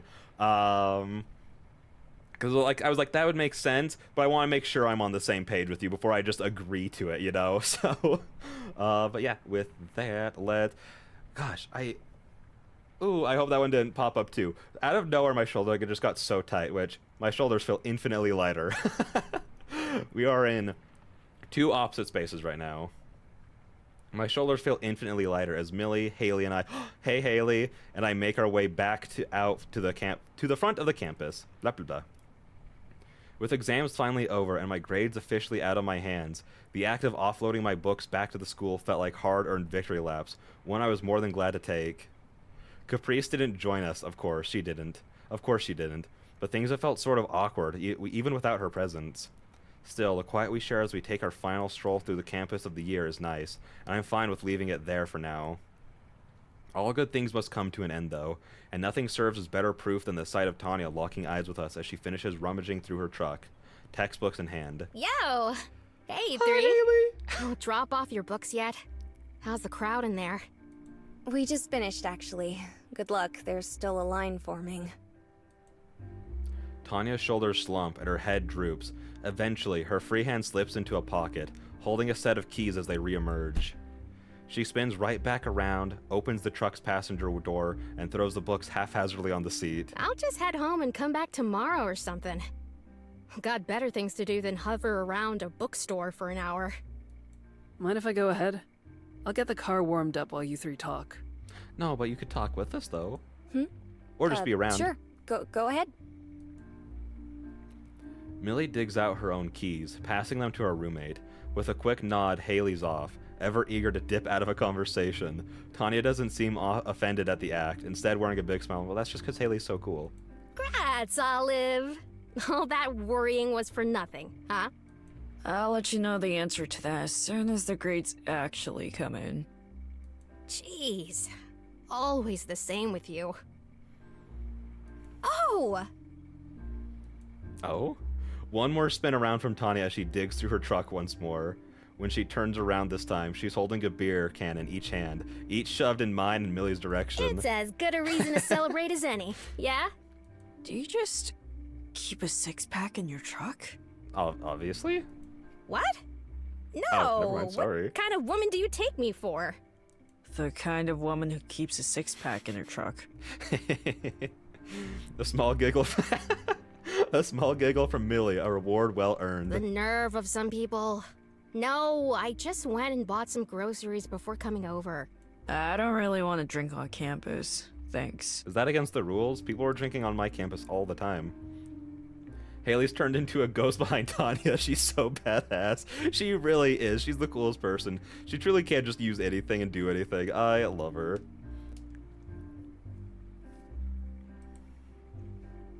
I raise the hand on my chest to refuse the offer, only for Tanya to roll her eyes and direct her attention at Millie instead. Unlike me, Millie ends up accepting the offer, taking the can from her friend. Thank you, but I'm going to have to side with Olive. I'll gladly take it home for later, if that's okay. Is drinking on campus, like, against the rules in most places? Did I just grow up in, like, the boonies or something? Like, what? Like, what's going on? You two were really made for each other. Millie's back strains at the remark. If the cold wasn't already causing it, I'm sure a blush would be starting to form, speaking from experience. I'm not drinking anything before I drive home, Tanya. Yeah. Can of this watered-down garbage isn't any worse than that stuff at the bar, but I get it. Speaking of which, I think it's about time we get going. Ready, Olive? Yeah, sounds good. Oh, actually, mind if I borrow them for a bit? Just a couple minutes. Oh? I turn to Millie, who returns the gesture in kind. Okay. Just don't take too long. I don't want to keep Haley waiting. Like I said, just a couple minutes. Nah, Haley's No, chill. She's fine with it. Over here, it's very much is against the rules. Same as smoking and vaping. See, smoking and vaping are, like, super off the rules, you know, in, like, most public places here, too. Which I'm super okay with, just because, like, I don't mind people who, like, do smoke and vape. It's just that I don't want to inhale that secondhand. That's why, like, I hate going to places like Vegas, where it's just, like, all you smell or anything. And at the hotel I worked at, people would, like, vape all the time and, like, puff it into people's faces, and I'm like, that's not cool. So I'm like, it makes sense to have that off against the rules, but, like, the beer thing, I'm like, I didn't know that was, like, a thing that colleges did. With a couple flicks of her wrist as she urges Millie along, leaving me alone to whatever mysterious fate Tanya has in store for me. My hopes of learning what's on her mind are dashed as she stays entirely quiet, watching until Millie's out of eyesight as she disappears behind a row of cars. So, For what surely has to be the last time, Tanya turns round, sorting through her mess of a vehicle. Once more she returns, this time with a small box of frosted cookies, presenting them to me. for Millie, obviously. She's typically bad at accepting gifts, so I'm dumping them on you so she doesn't get the chance to return them. It's a miracle she even took the can. If you keep pawning off your groceries, you aren't gonna have anything left by the time you get home. I think I'll manage to survive the night without a box of snacks and a can of beer. If you're sure, I'll make sure she gets some then. She'll need them a lot more than I do. Can't imagine having to actually live with the runt. Such kind words for Caprice. The animosity is still decidedly mutual, it looks like. The club's kinda miserable, but it's gotta be better than her home life. That's not exactly how I'd have worded it. I thought your opinion of the club would have been at least a little higher than that. Only when Millie's in earshot. Alright, thanks, Tanya. That's good to hear. Jeez, that stings, and it's only secondhand. Hey, what's that look for? Nothing, just a little bit of, disappointment. Just a little Just bit. thinking about how Millie would feel hearing that, I guess. Don't you dare. Oh, but why are you there in that case? Nothing super deep. Once the club was in Millie's hands and it started falling apart, she needed warm bodies to keep it afloat. She asked, so I agreed. Not the most complicated thing in the world. So if it was doing fine, you wouldn't be there. Definitely not. Well, same to you though, right? Wouldn't have even given it a second glance if your situation wasn't the way it was. She's got you there. She's got you there, Olive. I have a hard time arguing that. Even now, it's hard for me to get super invested in it. But I like to think I'm trying at least. All that matters is that I'm doing it as a friend, and that's all that should matter. Whether or not I actually care doesn't make a difference. You know, I think I agree with that sentiment. Just being there as a friend to support a friend who needs it, even if it's not necessarily something you want to do. I think she's valid for that. My school is located between a sports center, a shopping area, and one of the main highways.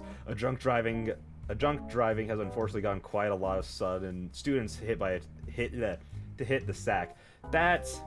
And the sports center also has a lot of minors. So, okay, yeah, no, that's super fair. That's very understandable. So, the one that I went to is like sort of by like an interstate, but like none of the students there would drive there. We would all take the buses and trains, you know? So like none of the students who would like actually drink on campus would actually be the ones driving home, essentially. So I guess that's like sort of the difference. And we also didn't have like a sports center nearby with like minors nearby, so that makes a lot of sense. We both stand there a moment, the conversation fizzling out with neither of us knowing how to end it properly. Tanya eventually breaks the ice with a stretch. Anyway, I'm gonna freeze to death if we keep chatting out here. I'm sure your girlfriend is starting to worry too. Take care on the roads. Ugh. Yeah, same to you. With a nod, Tanya makes her way around the truck to the driver's seat. I start on my trek through the parking lot to meet back up with Millie and Haley, cookies in hand. Even if the intention is there, I can't help but feel the gift is a little hollow now.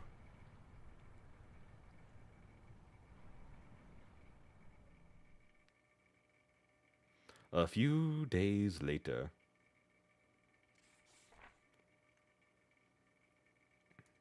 Is there any way... Sorry, for the last time, no.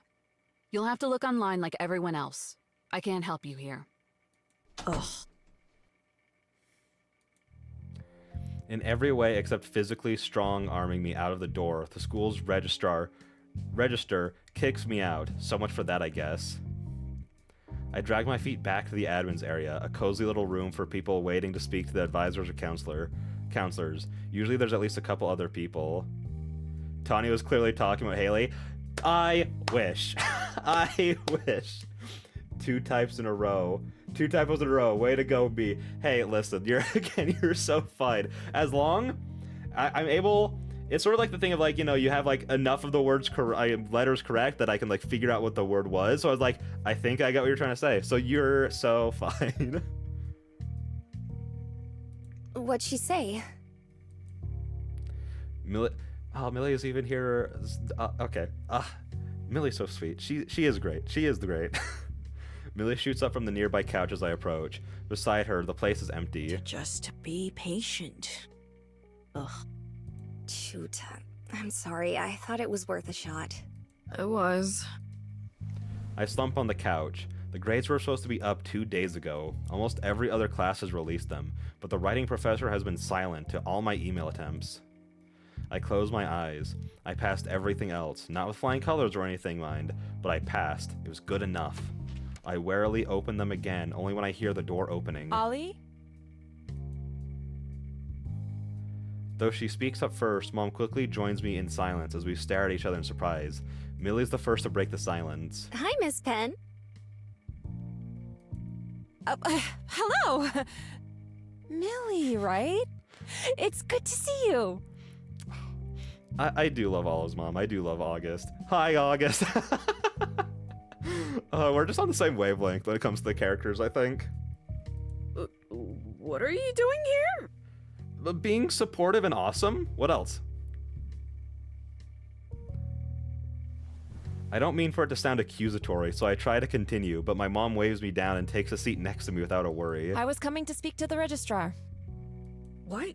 Why?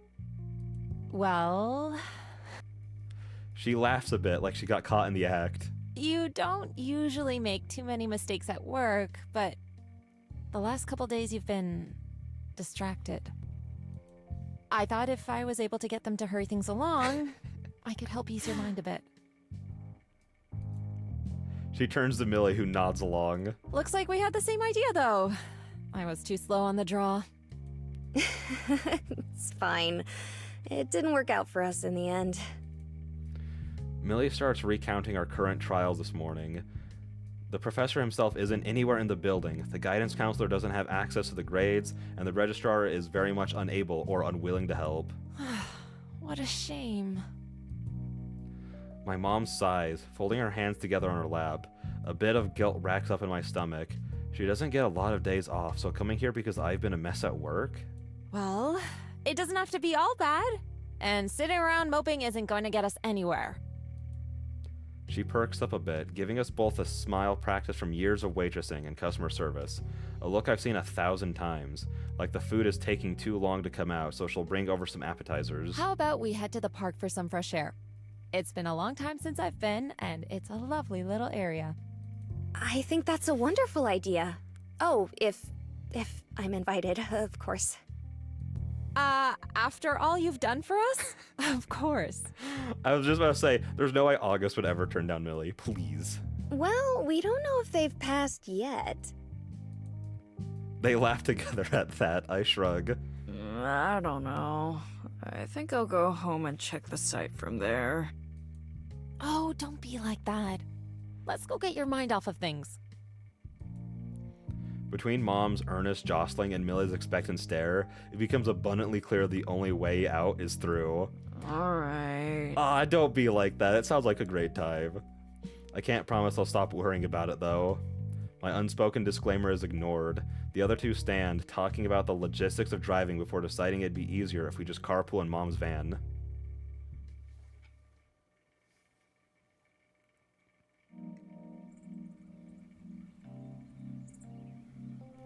Shivering, Mom pulls her coat tighter around herself. Idly, I regret not springing for a new coat for her birthday. I put it on a mental list for Christmas gift ideas. Millie waits a bit ahead, lacing her fingers together as she looks around. I walk over to her as Mom looks for the hand warmer she keeps stocked in the glove box. It's nice out. OMG, it's the first snow park. Yeah, isn't this... For a second there, my brain was like, oh, you're just making a first snow joke because haha, there's snow. But I was like, oh yeah, isn't this the park that Allison and Eileen went on a walk through? Like obviously during first snow. Isn't this the same location? Yeah, Lamau. I do love that my brain went to like, oh, you're making a joke before I was like, oh wait, no, you're just saying a fact that's objectively correct.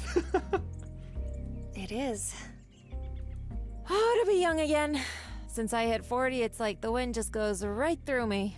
Do you want to head back? We can hang out at the Bell House or something. Oh, it's my day off. I don't even want to think about work today, let alone spend even more time there. I'll be fine once I get the blood flowing. The age of 40 is in demand. Hey, yo, what do you mean by that? Can you expand upon that point for me a little bit, please, Tracy? the microphone, the floor is all yours. But, you know, low-key agree, you know? She straightens her shoulders and braces her wispy brown and gray hair flowing in the light breeze. We take off down the path around the park center. In the distance, some kids laugh as they run around, playing some sort of obstacle race. No, I don't think I will. I rest my case. I don't think... Listen, just because I agree doesn't mean you rested any case. You haven't proven any point. You've simply stated facts. Facts that, again, are right, but, you know, I was asking for an expansion upon said point.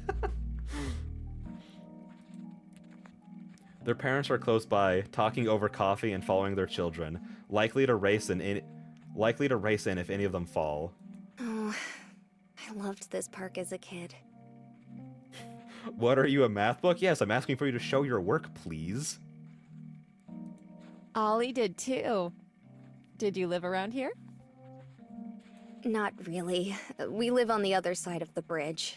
I only came here a couple of times, actually. But it's so much better than the one we had by our house. Mom and I would come here during her lunch breaks, so I got sick of it pretty quick. Oh, Thanks, Ollie, Olive. don't be like that. You loved coming here. When I was like 6, yeah. Not so much at 14. Oh, but that's just because you were a teenager. Mom laughs. It's a nice laugh, loud and earnest, the kind that she can't do while working. A smile crosses my face, but it quickly disappears when my phone buzzes. I whip it out and slide open the lock as fast as I can, trying to read the notification. Is it... Buy one drink, get one free. Oh. Oh my gosh, I don't know what it is. Today, so I have there's a place called Cafe Zupa's. It's just like a place where you get like sandwiches and stuff. And they have an app, and I have the app, obviously.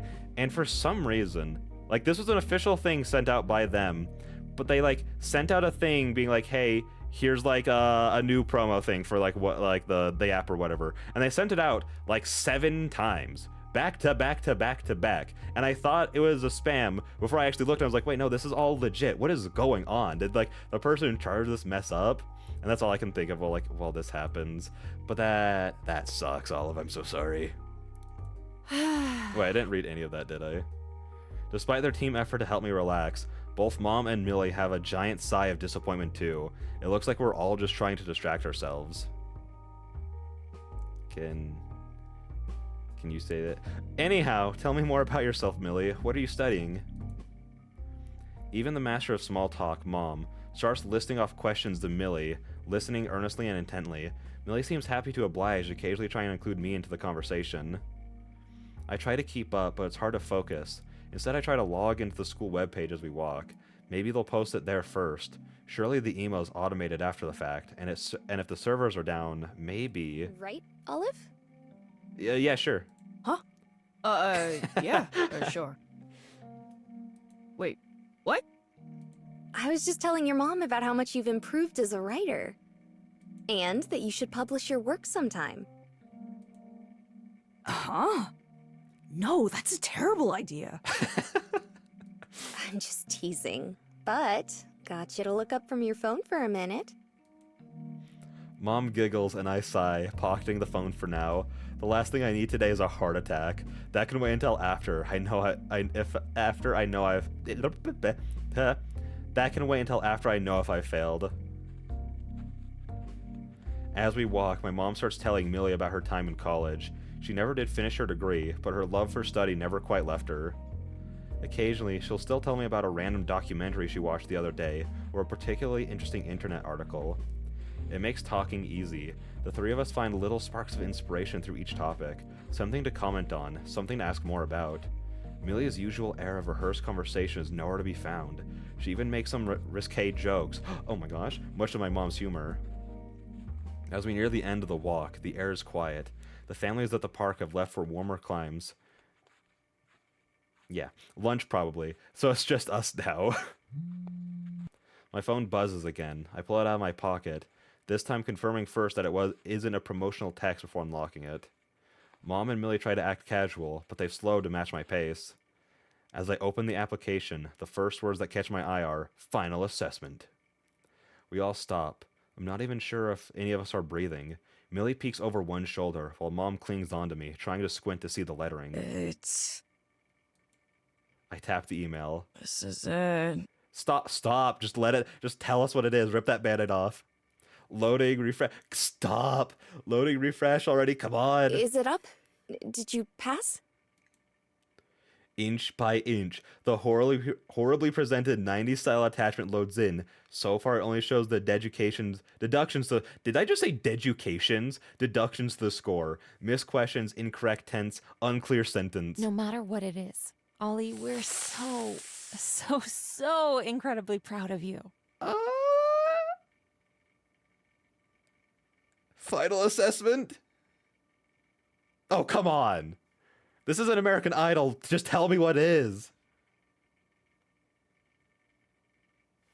I passed. Let's go! You passed? I passed! Oh, Olive! Congratulations! My mom pulls me and Millie into a giant hug, jumping up and down and laughing. Millie laughs and ruffles my hair, spouting equal parts, I told you so and you did it.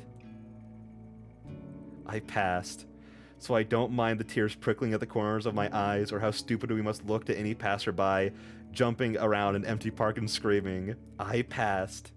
Oh, that's awesome. That made my heart happy, to see them all happy. They're so happy. Oh, the Elden Ring beta emails that got sent out, sent them in Portuguese to people in Mexico and in Spanish to people in Brazil. Someone must have gotten fired. Oh, you love to see it. You love to see it. People just doing great out there. Also, I just realized, hang on, I need a... Hang on. Let me just go over here really quick. Okay, I just wanted to check on the YouTube live stream to see how it was doing. I realized I haven't looked at it in a while, but we are doing good. No, that sounds like such a disaster. It is weird how many, like, times stuff like that happens, especially in, like, big companies. Like, I had not heard about any of that with Elden Ring, but I've heard about, like, just, like, even, like, other stuff of, like, emails being sent out incorrectly to people, and it's like, but why? But why? Like, I've been sent emails, from, like, some studios and stuff being like, oh hey, like the beta for this game is out like right now, and then like I'll email them and be like, is it? And they'll be like, actually no, send this out like a week early. Oops. And it's just like little mistakes like that. They're not that big a deal, but it's funny. Once again, I find myself outside Millie's apartment, though this time the occasion's much different. With my exams officially behind me and no plans to pursue a career as a novelist, I'm returning her notebooks finally. When I reached out about it, she invited me to go for a walk together, just to keep in touch over the break. Without the pretense of needing to study, we haven't been talking nearly as much as before. Since that day in the library, I've been trying to forget. I promised to. The distance has helped in some ways, but more than anything, I do miss her. As a friend. Of course, as a friend. So I agreed. But now, standing outside her apartment door, I almost regret it. No need to be nervous. I'm just going to see my girl, space, friend. I ring the doorbell, my heart doubling in pace as I do. Much as I want to tell myself I'm staying calm, maybe this should be expected. Muffled feet skipping up can be heard from the other side. The door opens just a crack as a pair of hazel eyes peek around the edge before swinging open. Morning, Olive. Come right in. Oh, hey. Are you... I want to say awake. Her hair is undone and she looks like she just crawled out of bed. She yawns and waves her hand a bit in front of her face. Sorry, no, I'm fine. You came a little bit earlier than I expected. Just give me a second, I'll be right out. Sure, I can wait here. Or you could wait in our perfectly comfortable kitchen. I could do that. She smirks a little, suppressing a laugh, and angles her body away from the door to gesture towards the kitchen.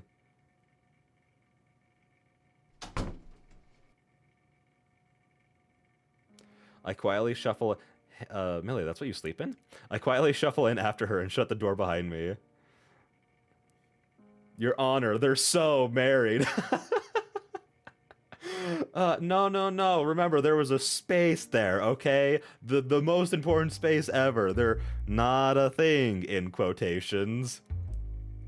A slight scent hangs in the air. Nail polish remover, perfume, or some mix of the two. I'm not exactly sure what it is. Besides pleasant and sweet.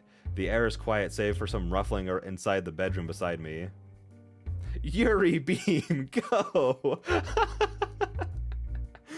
Oh, please, they need it. Listen, the amount of excitement I had at the kiss, and then the amount of despair in my soul when they were like, haha, that didn't happen, right? No, it didn't. That's not okay. The air is quiet, save for some ruffling inside the bedroom beside me. She's careful as she moves around, so I get the feeling the other two must still be asleep. As she turns away, I call out in a sudden whisper. Oh, wait. Before you go and I forget. Here's your notebooks. Oh, right. Thank you, Olive. I hope they came in handy. More than you know. I think they might be the only reason I passed. You really have to stop downplaying your own accomplishments. Millie gives a slight pout as she leans over. I sit, stunned, before she gives me a quizzical look and grabs the notebook from my hands. I feel my face flush hot instantly. So much for not being nervous. Oh, Caprice is just a shadow monster now. That seems like the right improvement. She just evolved, that's all. A door clatters behind us, followed by a sudden motion darting out behind Millie. The blur of movement turns out to be a much smaller woman, sliding out of her bedroom right on cue. Gotcha! Oh, look, she's not a shadow monster anymore, that's fine. Hi, Caprice. With a knowing, mischievous... Oh, and she even has her hat on, let's go. With a knowing, mischievous grin, Caprice walks up, donning her hat like an old-timey detective. The final puzzle piece falls into place. Think you could sneak a fast one by me, huh? What are you on about now?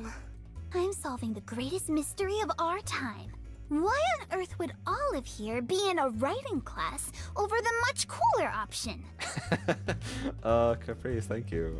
Alright. The only reason someone would choose your club over mine is because of a crush. She points at both of us with a dramatic flare. You two are dating. Gosh, I wish. What? Don't even try. I'm onto you, sneaking around, whispering to each other. It was obvious. Yep, you got us. What? What? Really? Like, really? I look towards Millie as if trying to chime in a really of my own too. You literally just said so. What were you expecting to hear?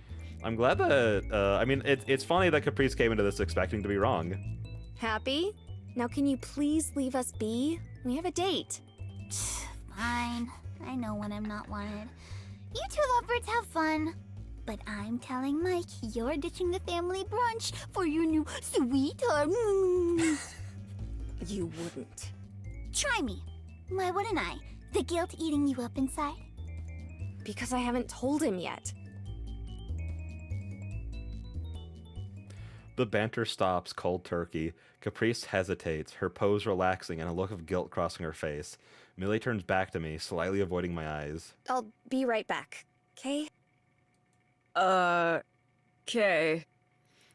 Tracy, can I have a reminder? Have we met Mike? I don't think we have, but I just want to make sure.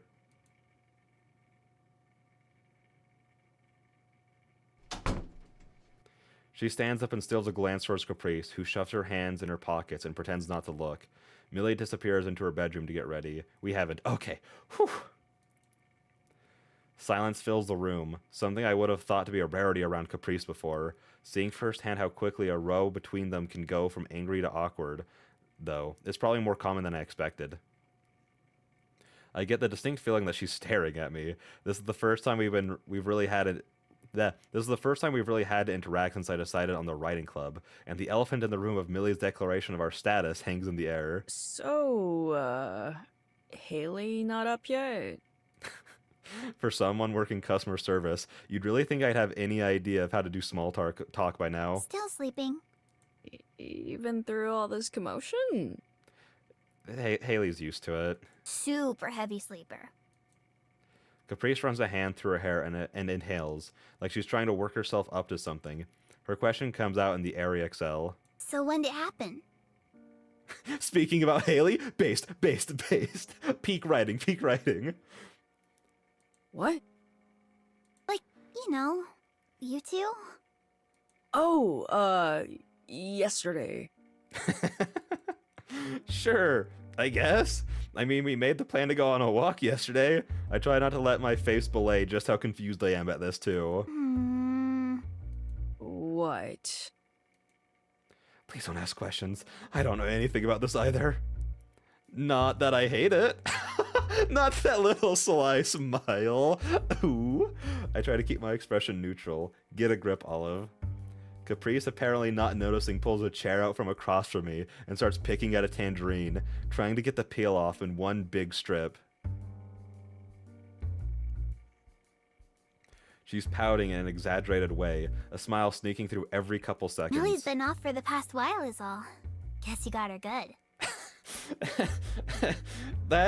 The way... When saying that she's been off for the past while, saying guess you got her good sounds like a bad thing. To be honest, well, we set up this whole brunch to try and get her to cheer up a bit, but maybe this is better. I feel warmth come to my face at her sincerity. Caprice's attempt at masking her smile proves futile, as it's as wide as I've ever seen it now that she takes pleasure in it all. Love is the worst, huh? So true, bestie.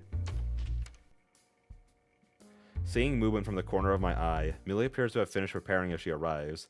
Her winter clothes are appropriately classy for her, even if they do make me feel a little underdressed in comparison. Oh, hey, you look great. Thank you. You look pretty sharp yourself.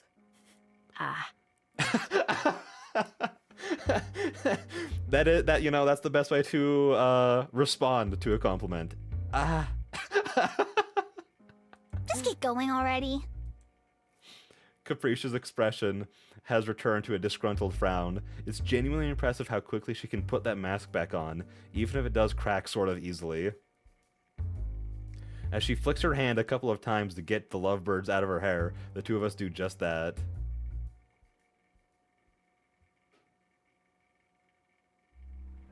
Given the circumstances, I really had no idea how today was going to go. I feel like both of us only had vague plans for what our schedule for the day was going to be like. Still, I don't think this is what either of us quite had in mind. We walk in silence all the way down the street to where her car, Junebug, is parked somewhat illegally in front of a fire hydrant. Let's go, Millie, let's go! What a rebel! When I'm sure we're out of earshot from the apartment, I stop dead in my tracks. Hey, so what was that? Millie's cool expression lasts for a moment. She meets my gaze evenly, like nothing was amiss. Then, all at once, it crumples as she throws her hands up into her hair. Oh my god,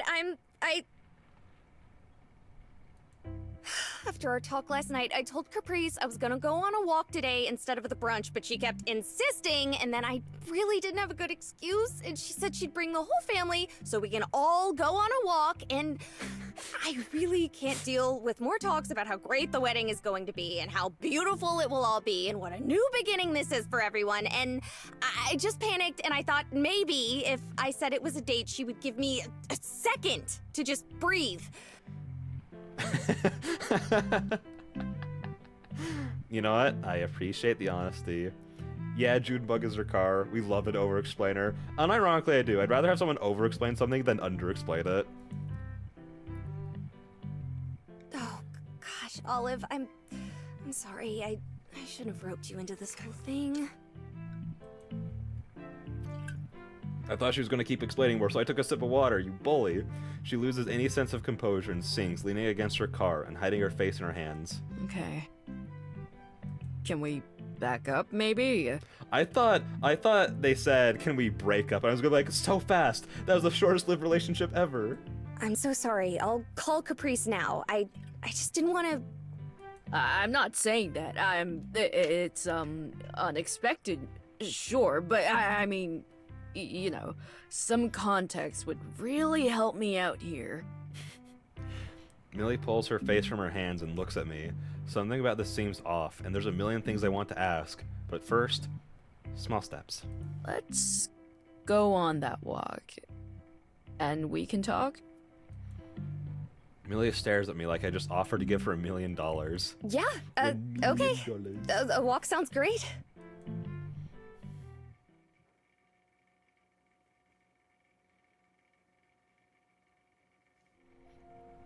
I don't even remember the drive. We were headed to a park the next town over that has beautiful scenery according to Millie. This place also looks somewhat familiar. I think. Maybe? As I'm speaking, I'm becoming less and less sure. In the back of my head, I realized the whole plan was to get as far away from her apartment as possible. I couldn't find time to worry about that, though. Instead, I was carefully entangling the web of words Millie threw out in a panic, trying to figure out where to start. OMG, the famous bench. Wait, so isn't this also a scene from First Snow, if I'm remembering correctly?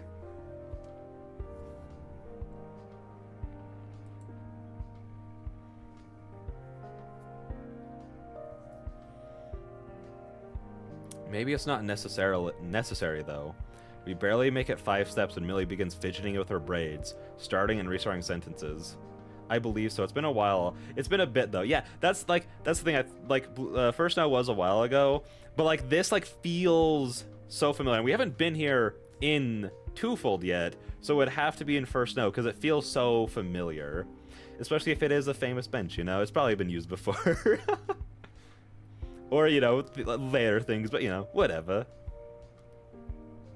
Starting and restarting sentences. Right. So, maybe we can, the whole dating excuse thing. That'd be a nice place to start. I've been trying to get out of this brunch for, well, since they brought it up a few days ago. Caprice won't take no for an answer. Every time I try, she keeps pulling me back in. If I say I don't want to eat breakfast, she suggests lunch. If I say I have early dinner plans, she suggests brunch. Over and over. The sad part about this is, especially since we actually had a conversation with Caprice, Caprice's whole point in doing it is to try and help Millie. So it's like... But obviously if it's not what Millie wants, then all it's doing is pushing her away. Since I've played First Snow after TwoFold, I wasn't really paying attention to locations during TwoFold. Wait, since I played First Snow after TwoFold, I wasn't really paying attention to that's fair. Because, like, with some of the locations we've been to, like, it's like, oh, wait, we've been here before in First Snow, you know? But then it's like, obviously a lot of it's brand new, so, like, you're probably not paying attention to it in the same way that someone who played First Snow, like, would. You know, you're just thinking about it differently. Okay, so having a date. I just thought if she saw I was doing something positive, she wouldn't mind. Why not just say you're going out with Tanya? Because every time Tanya and I go out, we go to a bar. That only reignites her recruitment efforts. I try not to show it too much, but on that specific point, Caprice may be right. Although I was happy to join in those couple times, I don't think I could handle drinking any more often than that. I'm sure it can't be healthy, and it didn't escape me how well the bartender seemed to recognize both Millie and Tanya whenever we went. Millie pauses to watch some birds peck at the ground in front of us. Fluffy and fat.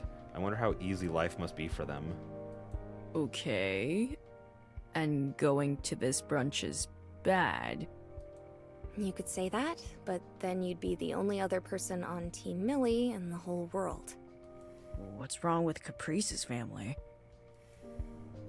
If they're anything like her, I can imagine why a whole crowd of them might be overwhelming. Instead, Millie turns to me, a difficult expression written across her face. It's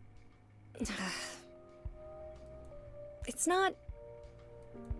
The family brunch is supposed to be me, her, and our parents. They're getting married. Oh. Okay. Because they said, like, our family. And I was just sitting there like, I swear.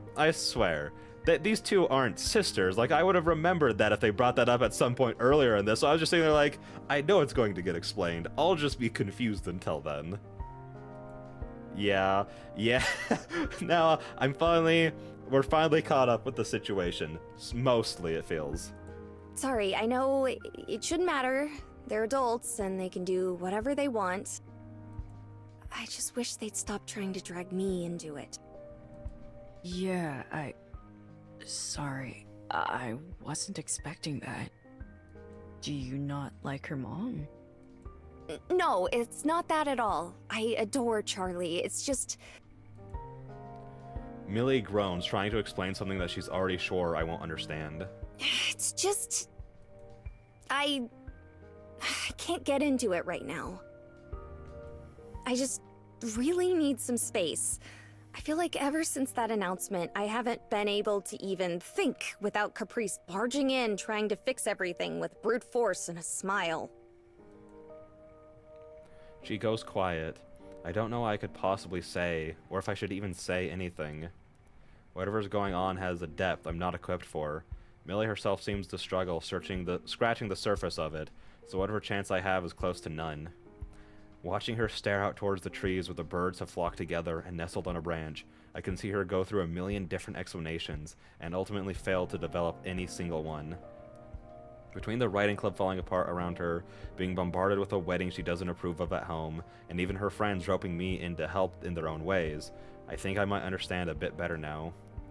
Even if the way she went about it was pure survival instinct, I don't think I mind being a quick getaway. A shield to let her get away from it all. Alright, I think I get it. Are you mad? I would be pretty mad. Eh. I decide to leave out the fact that a tiny bit of what Caprice had said earlier rang true. A bit of a crush never hurt anyone. Look, the fact is, without you, I don't know what I'd be doing right now. Maybe working a second job to try and pay back my mom or whatever. The least I can do is help you get some peace of mind.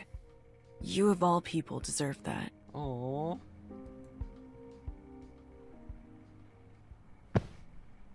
Millie blinks a few times. A broad grin grows across her face. Then I lose my footing slightly as she pulls me into a hug.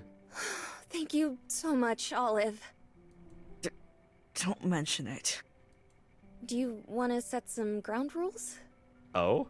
I mean, we can just play it by ear. I did tell Caprice we just started dating yesterday.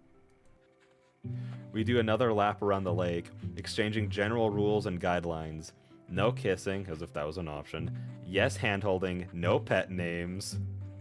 We promise not to worry too much over it, not to let it ruin what we have going for us. Halfway through, it becomes a bit of a game. We start going back and forth on fun excuses for her to use, like my apartment being flooded, or how we planned a backpacking trip for the entire weekend.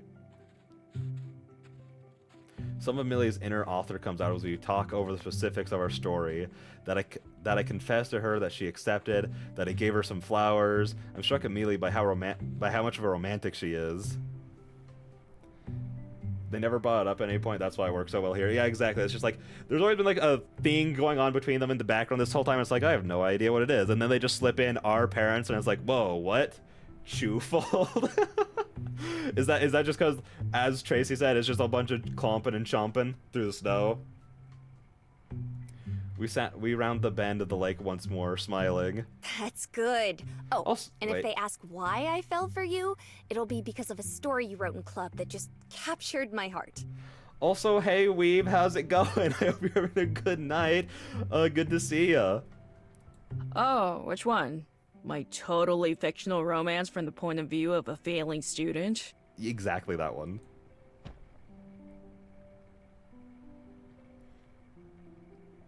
Oh yeah, this is so the town that Allison and Eileen go to in First Snow. Yeah. She gives me a playful shove, and we head over to the car. I wait on the sidewalk as she goes to retrieve it. Parked so close to two cars that there'd be no possible way for me to get in without hitting the car next to it. Chink. Chink. That can't be good. I lean over to get a glimpse of Millie's expression, but instead I just see her hair as she rests her forehead against the steering wheel. Oh no. She pulls out her cell phone and begins dialing. Oh no. A few hours later. Want another cup of coffee? Oh, sure. Thank you. I top her off, laying out some extra creamer on the table. After her car broke down, she called a tow truck and got it taken to her dad's repair shop. We took the bus back to town. I'm not really scheduled to work, but I figured hanging out here was probably better than my place. Understandably, after this morning, Millie was reticent to go back to her apartment so early. She didn't call her dad until well after 3, when they'd definitely be done with their brunch. She gave a lukewarm excuse about her car breaking down and her cell phone not having signal. Since then, we've been hanging out here until her car's ready. Her dad promised to drop it off once he got it working again. Are you sure you don't want to take a break? Unable to just sit still for hours, I put on an apron a bit earlier and started helping out with the dinner rush. I'm fine. Can you run table 3? It's in the window. Mom shakes her head in defeat and loads her arms up with plates, scurrying off back to deliver food. Millie's been sitting in the same booth for a few hours now. In the time we've been here, she's almost finished the novel she's working through, some mystery novel. Every once in a while, she flips forward a few pages with a worried look on her face, only to exhale in relief and go back to where she was. When I ask her about it... I can't stand not knowing if my favorite character is going to die or not. I have to check to prepare myself. What do you do if they do? Cry, break down, crash out. Skip to the end to see if the killer gets caught. Oh, no, you can't do that with a mystery novel. No, that's like the worst time, way to listen, I don't believe in skipping anything when you're unless it's obviously a filler episode in an anime or something. But if it's a mystery novel or a book of any kind, you can't just skip parts. And if it ends on a cliffhanger? I return the book. Outside night has fallen. I don't mind the days getting shorter, but it definitely screws with my overall perception of time. I'm cleaning off an empty table when the bell chimes. Welcome to the Bell House. Hey, I'm looking for... If it's Danganronpa, you can skip parts. Affectionate, yeah? Which part specifically? Because I only know Danganronpa through the memes in the first season of the anime. Best mom soon? Better than August? Really? That's a high bar to get over. Dad, I'm over here. Also, I don't know what it is about him. He just doesn't look like I'd expect Millie's dad to. I guess he fits the vibe, right? Millie springs up from her table, grabbing her book as she goes. The man, Millie's dad apparently, perks up right away, instantly looking more comfortable seeing his daughter than talking to some random stranger. There's some bad parts, let me tell you. Okay, well, if the parts are explicitly bad, you know, that's different. But if it's just like, you know, like, oh, like you want to find out who the killer is, like, or if they get caught, like, that doesn't work. Hi, Mike. Thanks for coming out here. How's Junebug? See for yourself. He gestures outside, where Millie's car is idling at the parking spot closest to the door. Millie exhales loudly, pressing her hands close to her chest. Not wanting to eavesdrop, I busy myself with cleaning the booth Millie was at. Unfortunately, it's also a very small diner, so it's impossible not to overhear everything. Oh, thank goodness. What was wrong with her? Nothing too major. Just had a bit of buildup in the injector. He puts his hands in his pockets, glancing away from Millie. You got a royal change somewhere else, huh? Oh, yeah, I just didn't want to bother you. You never bother me. If you brought it to our place, would have been able to catch it. Aww. Lesson learned, I guess. Millie looks over to me, smiling. She waves me over to join in the conversation. I shake my head no, but her dad locks eyes with me expectantly. She's already introducing me before I stand up straight. Dad, this is Olive. They're the student I was tutoring last semester. Olive, this is my dad. Mike's fine. Nice to meet you, Olive. Hey, nice to meet you too. I give Millie a wary glance. For the person whose marriage is causing the entire feud between her and Caprice, I'd expected someone tougher to deal with. Instead, he extends a warm handshake. His hands are large and rough, and he has a slight smile like a man who's just as awkward at meeting new people as I am. Well, ready to get going, Millie? Sure. Want me to drop you off at home or the shop? Actually, Oh? Is this the best mom you're talking about? The bell chimes again, gingerly stepping away from the two in the middle of the aisle. There she is!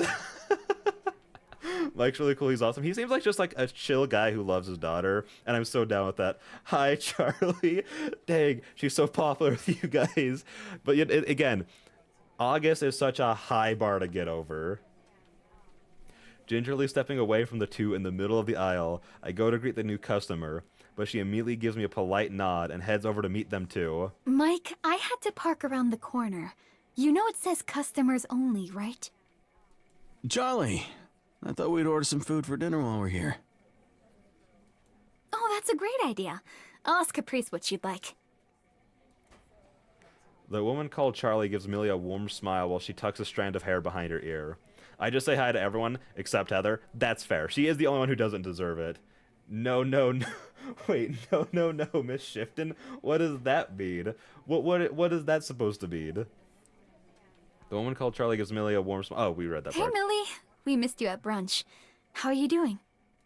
Oh, hey, Oh. Miss Shifton. You know what? I think I caught on. I think I understand what you're trying to say. And so that's, yeah, I had no idea that Shippen was Caprice's last name. I didn't know. So when you were saying that, I was like, is this like some inside joke I don't understand? But no, just the name. So that's... Millie shrugs on her coat, ending the conversation from earlier without asking more. Charlie glances at Mike with an unspoken question. He awkwardly looks around and grabs a menu off of one of the tables. Actually, Caprice is over at our place right now. We were just going over the date, and we were thinking of moving it back a weekend. I thought we could all eat dinner together. Wanna drop Junebug off at the apartment and carpool in the truck? No thanks. The air in the diner feels instantly colder. Even the couple customers up front have lowered their voices, trying not to bother the standoff happening in the middle of the aisle. I already ate, so I'm gonna head back and get some rest. It's been a long day. No, of course. It really was nice seeing you. Are you sure? If you'd like to take Junebug instead. This is so awkward. The two talk at the same time, but Millie graciously sidesteps the both of them and swings open the door. She stops only to glance back at me and give me a wave. See you later, Olive. Good night. She disappears down the steps and into her waiting car, apologizing as the family waiting to enter the diner stands aside for her. Charlie and Mike speak to each other in a hushed tone after moving to the side of the car so my mom can see another family coming in. I get back to my work, but not long after, Mom approaches the window. Hey, honey. Can you start a to-go order? It's for 3. Sure thing.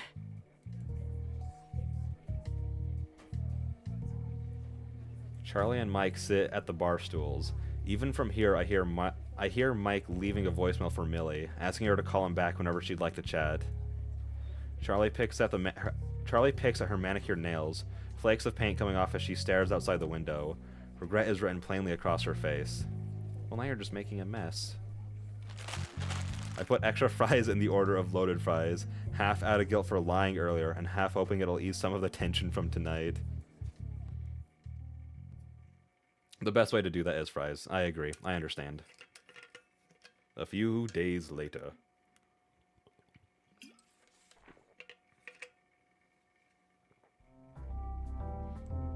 I turn the plate in my hands, examining the overall construction of the meal. It's been a long time since I've had a moment to really try something new. With the holidays rolling in, I thought adding a new special project to the menu would be a good chance to do so. Fries are just so awesome. I just love potatoes. No, for real. The amount of things you can do with potatoes, like having potato wedges, hash browns, fries, mashed potatoes, just a baked potato in general, it's so good. The hardest part, because like I've been trying to get back at eating healthier, and getting off of my diet of French fries has been the hardest part, because I just love French fries so much. Like, when I was a kid, my parents would just like say like, hey, if we're ever going out to eat, we have to go somewhere with fries, otherwise I won't eat anywhere. And that was so true when I was a kid, and only still partially true now that I'm an adult. Wait, they're so good. Wait, hang on. I'm gonna have to look this up because I've never had that before. Also, oh my gosh, I was about to look something up, but I have like a million texts sent to me. None of them are the things we were talking about earlier, so we're all good there.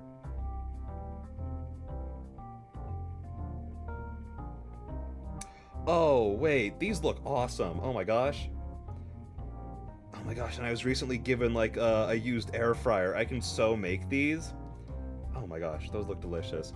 I'm gonna bookmark that for later use. It's a secret tool that I'll use later. It's been a long time. Oh wait, we've done that, yeah. I'm pretty proud of how it came out. It's a French toast topped with a festive spiced fruit jam and a side of bacon, and easy enough to make a big batch overnight. I jot down a few more notes into the memo pad and take a bite. Too spiced. My phone buzzes on the counter nearby. I wipe my hands clean and put the plate aside. Olive! My caring and wonderful and amazing partner who invited me out to an event today. ... question mark. Hearts. Lol, what's up? Olive, you gotta respond with a little bit more enthusiasm. Come on, a little bit more. Any chance you can come by and give me an alibi? My dad wants to come My dad wants me to come help choose a wedding cake. For us? Oh, listen, Weeb, as soon as you say they lack Riz, they hit us with that. Come on, come on. That was smooth. Olive. JK, where are you? Tanya's. Okay, give me 30 minutes. See you. You should. Tracy, listen, as soon as I try it, you'll be the first to know, because that looks delicious, and I am also a potato lover. I'm not exactly thrilled to see Tanya right now, but with any luck, it'll just be a quick hello and goodbye without any fanfare. I cleaned up the kitchen quickly and shrug on my coat, checking the weather outside. It's pretty cold, but waiting for the trolley would probably take longer than just biking. Looks like circumstances will make the decision for me this time. I head out, grab my bike, and make my way over to Tanya's.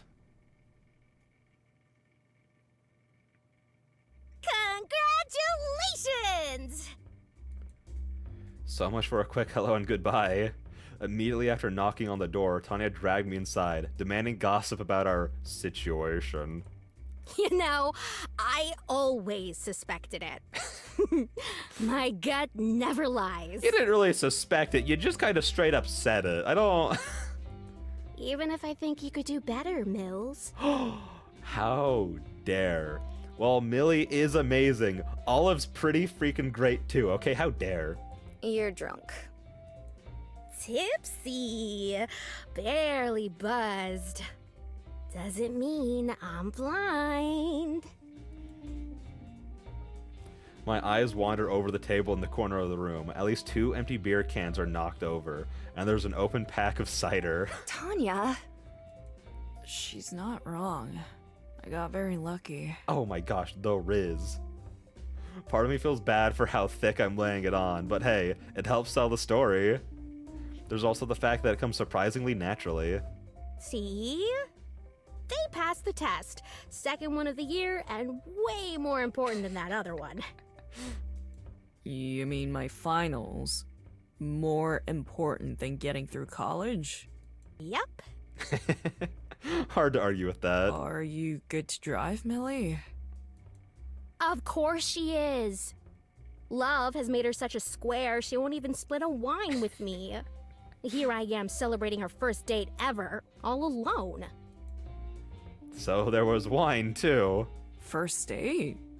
We've had several already. Olive, no, we haven't. I mean, we have? No need to be embarrassed. Like I said, I knew it from the start. I won't hold a grudge that you were trying to keep your new hotness a secret. Please never say that again. Yeah, Tanya, that was foul. Please never say that. I can only imagine. All those times in the writing club, staying behind just to steal a kiss from each other. God, what a couple of romantics. Tanya, please. I close my eyes and try to will myself not to react to any of Tanya's teasing. Millie herself slightly shifts in her seat. Sorry in advance, Billy. Well, we should head out. Don't want to miss a reservation. Suddenly, Tanya narrows her eyes, gesturing towards me with the bottle of cider. Reservation? I thought it was all romantic and spontaneous. Millie starts to try to get an explanation in, but I wave my hand. I wanted to take her somewhere nice, so I called around earlier. I didn't tell her until I had a place lined up. I turn to Millie, taking her hand and helping her up. Surprise! She takes a second to react, but when she does, her face relaxes and she nods. She stands next to me and we shrug our coats back on successfully, about to escape. Knock, knock, knock. Oh no. Oh no. One of my favorite struggle meals was just mixing tuna and mashed potatoes, mixing them and strapping them in the microwave. That sounds pretty good. Like, that isn't that basically what that is? Like, that sounds pretty good. They go so well together. So in fact, I said mixing twice. That's just how well they mix together. Tanya might have Might have the guts to be a fanfic writer. She canonically does. So she does? When do we hear about that? Do we get to read all her fanfic at one point? Oh my gosh, she was in the writing club for that, not for Millie. It makes so much sense now. Hey, I'm here. Oh, hey, Haley. How's it going? Haley calls out as she opens the unlocked door and peeks her head in. At least she knocked. Haley? What are you doing here? I'm here to pick you up. Tanya texted me. I love seeing over and just saying the hi, Haley's. Also, Tracy, I can't help but notice whenever you say hi to Haley, it's just a little bit more enthusiastic than the rest, and that's appreciated and understandable. She looks around Millie's shoulder to Tanya, who's laying with her feet up on the table. Oh, shoot. Sorry, I sent that earlier because I thought we'd be partying and you'd need a lift. We know what she is. True, the best. That's what she is. Yep. I brought some energy drinks so you could sober up for that wedding thing late. Oh my gosh, yeah, okay. Thank you, Haley. Great to see you, actually. I'm fine, so let's go outside. Bye, Tanya. Oh wait, does Tanya not know about any of that stuff? Millie flies out the door, towing me by the hand, giving an uncharacteristically chipper wave before closing it behind her. Tanya yells out a goodbye as we go. It's quiet in the hallway. Haley gives us a blank stare. The bag of cans she's carrying clinking together, she angles her body towards us. Hey, Olive. Hey, Haley. Hi! We really need to get going now, so... Yeah, don't want to be late. She turns towards me, her expression unchanged. Something about how she stares directly at me makes me break eye contact. Where are you headed? Just, out. There's a taxi out front if you need a lift. We can swing by your place. Actually, I'm going out with Millie today. Since when? She doesn't miss a beat. It's harder than I expected to keep a conversation going like this, especially with how sharp she is. More so when she provides no feedback at all, if she's convinced. They just invited me out a bit ago. It was a surprise. Uh-huh. A loud, shrill honk comes from outside. Haley doesn't flinch so much as she just glances at her phone briefly.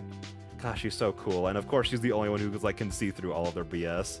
So you're not going out with Caprice and them? No, sorry. Like I said, Olive actually arranged a date for... You should tell them then. Caprice is waiting for you. What, really? She's going to be late. Yep. Anyway, if you don't need the ride, I'm gonna head home. See ya. She gives me one last, long look, broken by the impatient taxi driver outside laying on their horn again. Haley doesn't wait for us to leave, walking away without another word.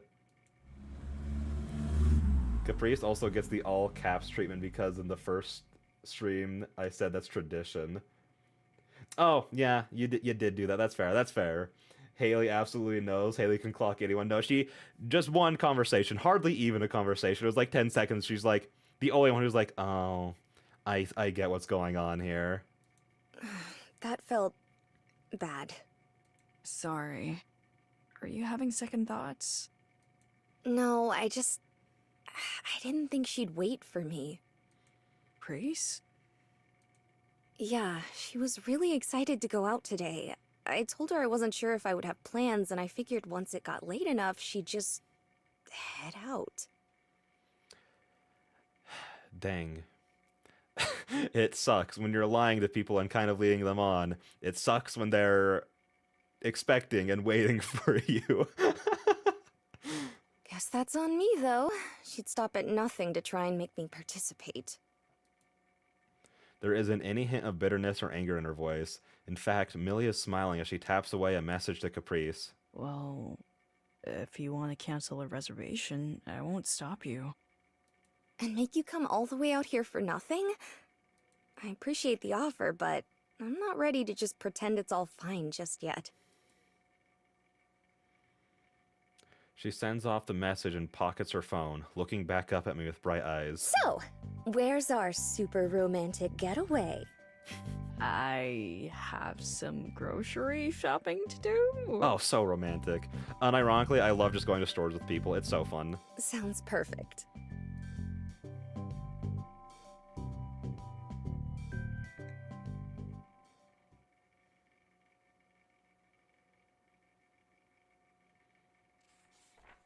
Oh, 3 weeks later, I realized I didn't read that out loud.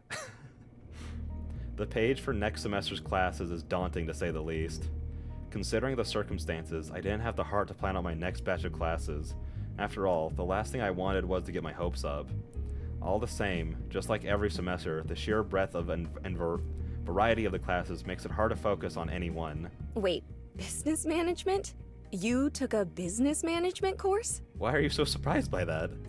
Were you a business major? How did I not know this? I meet her incredulous disgust with a snort of amusement. I wasn't not a business major. What did you think I was studying? I don't know. Culinary arts, maybe? Botany? Anything but business. So judgmental. Does our college offer a botany major? Well... Does it, Millie? The delivery of that line was perfect. all right. Enjoy your capitalist nightmare. Believe me, after the hell that last semester put me through, I think I'll take it as a sign to switch things up. I was just trying to find a major with steady job opportunities. Gotta stack the deck in my favor somehow with all the debt hanging over my head. We can't all be artists. What makes you think I don't have debt? Sorry. Everything about you says scholarship or maybe high school valedictorian. That gets a laugh out of her. I'd honestly be surprised if she didn't have a full ride to university after this, but it's probably rude to ask. Caprice actually got valedictorian. Huh? Really? Really? I love, based on the few interactions that he's had with Caprice, that little cackling demon above him, the perfect way to think about her. But I still got salutatorian.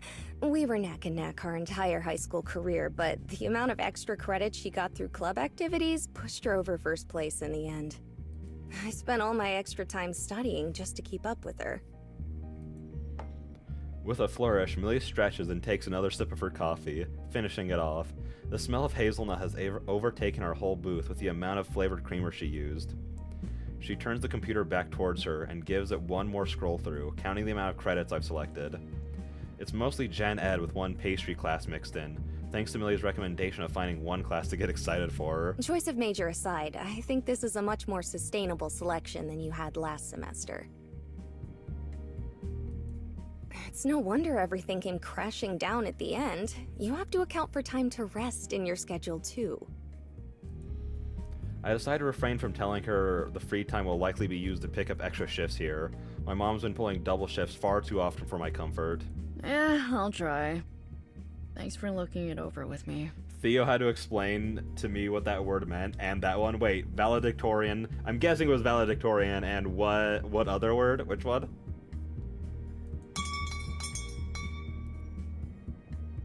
The bell chimes. Looks like break time's over. Standing up, I put on a courteous smile and go to greet. Howdy, it's me. Oh, hello, Caprice. I'm glad that you're starting to be more involved in the story. I've missed you. Caprice bounds in with a characteristic wave like she's coming to a friend's house instead of a restaurant. She looks around with bright eyes, catching Millie's glance and giving her a big wave too. Ooh, are you two on a date? Excuse the interruption. Millie was just helping me with my schedule for next semester. To take all the same classes and pass love notes during the teacher's lectures? How shameless. Where are you getting these ideas? That does remind me. I never did properly congratulate you for passing your finals. So, congratulations! If she could make confetti, if she could make confetti fly around with just enthusiasm and volume, the entire Charlie car would be full of it. There it is. Confetti, yippee. Oh. The second place word, I don't know how to spell it. That's fair. That's fair. I feel like that those are words that most people don't entirely know the meaning of. That's fair. Thanks. It's really all thanks to Millie. She's a great teacher. I bet. Oh, right. She stands up straight like she's just remembered why she's here and immediately pulls out a sketchbook. On the side, next to the full page of doodles of various objects I recognize from around town, in a neat row of writing. Can I get some drinks to go? We would have gone to the vending machine down the way, but it's broken. Sure thing. She follows me over to the order window and lists off everyone's individual drinks, each with special instructions like extra ice, and it's probably a joke, but she asks if you could put a shot of bourbon in it too. After she pays, I slide back the change and immediately get to work on the order. The other drinks don't take too long, but someone, Allison, ordered a fancy latte. Of course she would. That's just so Allison. While I prepare the cup with equal parts chocolate and caramel, Caprice sits at the bar stool swinging her legs. We're doing Pomodoro practice around town. Have you ever heard of it? I've never heard of Pomodoro. Bourbon, that has to be Eileen. Oh, it's so Eileen. That is the Eileen drink for sure. Yes, we actually do it in the writing club pretty often. Well, hang on, I don't know what that word means. Hang on. Google will help me. Pomodoro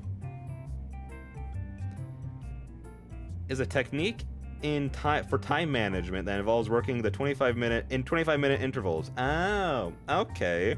That's neat. Most likely Eileen could also be Wallace.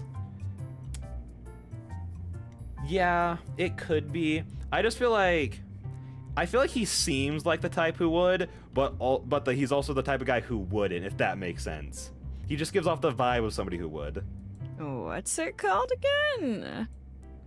Caprice giggles a bit and Millie rolls her eyes, hopefully in good humor. We usually call it the Pomodoro timer. It's when you set a solid amount of time aside and write as much as you can before the timer runs out.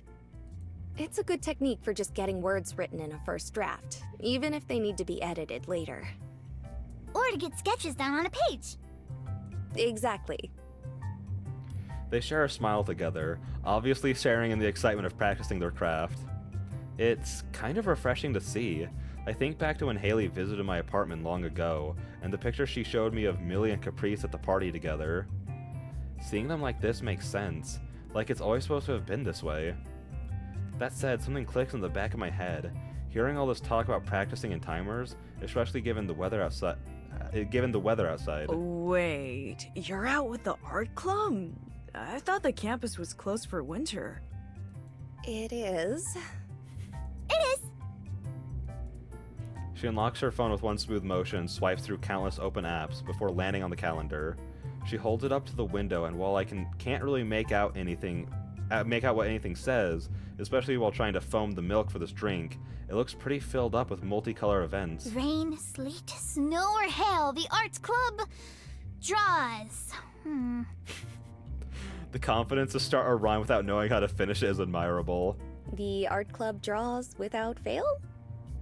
You know, Caprice's personality is admirable. I'll say that. Oh, yes! Good one! Saying that, Caprice pockets her phone and thumbs the pages of her sketchbook, humming a little to herself. Really, it's more of a get-together between friends. Wallace and Eileen didn't even bring their sketchbooks. But it's really nice to have a reason to see each other, so we keep it up even during breaks. Seems about right. The little I've interacted with the group as a whole, it seemed like team building and lifting each other up was the main focus of the club over any creative endeavor. I put a generous helping of whipped cream on top and immediately ruin it by putting on the lid, packing all 4 drinks into the carry container. There you go. Thank you. Olive doesn't know Wallace all that well, which is truly the greatest sin of this route, the fact that there isn't more Wallace in it. I understand why he's not here, I understand, but that doesn't make me any happier about it. Actually, have you thought about joining the art club? Huh? From over Caprice's shoulder, I see Millie look up from the table. I can't make out what kind of expression she has. Caprice's face comes back into my view as she leans over to get my full attention. It's a bunch of fun. We go out on field trips, help each other study, and just have a good time. You know, the complete opposite of your club, where there's only really 2 people in it, and the other 3 sometimes occasionally show up. Caprice. Millie tensed her fingers together, carefully, like she's working out a good way to continue. Caprice doesn't wait for her to figure it out, though. Turning around with a bright smile. Oh, there's more than enough room for you too, Millie. I wouldn't dream of separating you two lovebirds. We're fine, Caprice. Neither of us needs your pity. Huh? What? Olive passed their classes, so it's not like they need the tutoring anymore, right? Even then, they can just study with everyone in the art club instead. What if they like the writing club? Oh, come on, Millie. You don't even like the writing club. Oh, don't, Caprice, don't say that.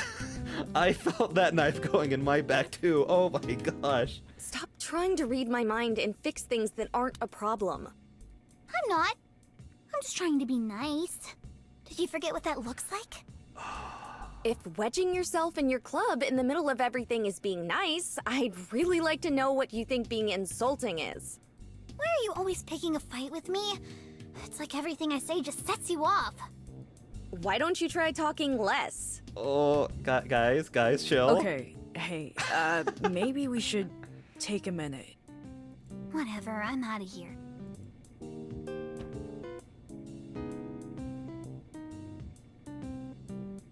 Caprice takes the tray, her carrot making sure not to spill, carefully balanced by her storming off.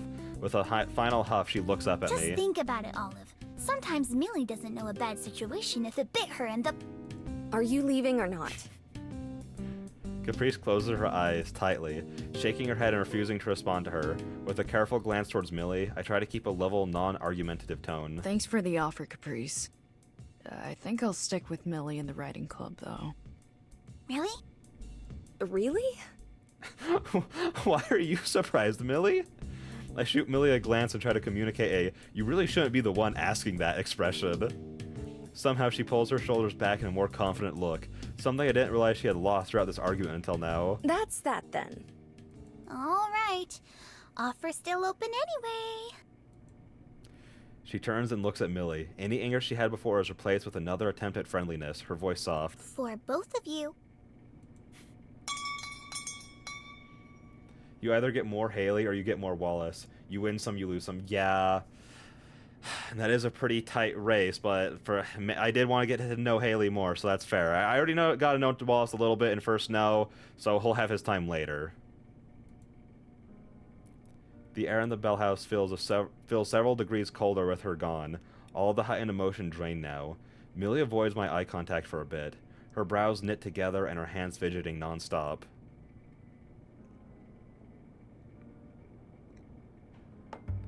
10 minutes pass before she stands and brings her empty mug to the counter. Can I get a refill? Sure.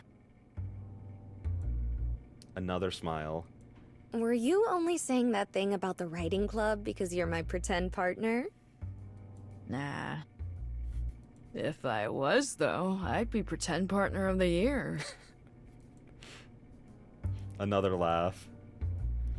Bit by bit, the atmosphere in the diner changes to one of relaxed separation. As I get to work for the oncoming dinner rush, Millie reads out a few more class options in case I want to swap one out. Afternoon becomes dusk. Customers begin pouring in and Millie heads home. When I look at my computer again, I can see a poorly typed out cat with a thumbs up emoji next to it. Good luck next semester. Remember, hang in there.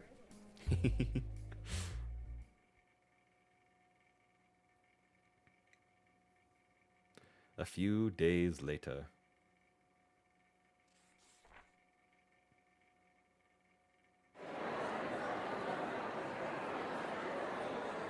Oh my gosh, we've been here before.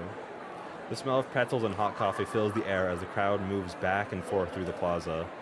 The food stalls set up at the other end of the street cast golden light on the brick wall. The holiday tree in the center provides the centerpiece for the festivities.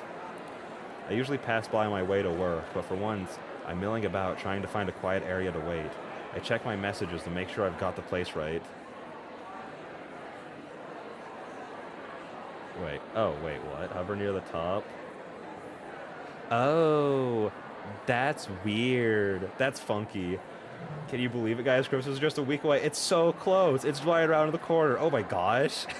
Can't wait for it. Hey, are you busy? Oh my gosh. Never busy enough for you. Come on. Kinda at work. Why? We need to talk. What time do you get off? 6. What's up? Okay, meet me at the plaza after your shift. I sigh. If it weren't for the fact that I was getting out of work anyway, I'd probably have rescheduled for another day. I pull my coat around myself a little and bury my face into my scarf. The heat from the food stalls is helping against the bitter cold all the same. But all the same, I'd really like to get home soon. Are you coming? 6:47? Dang. That's a little bit later, but that's Hey. fine. Oh, hey Haley, how's it going?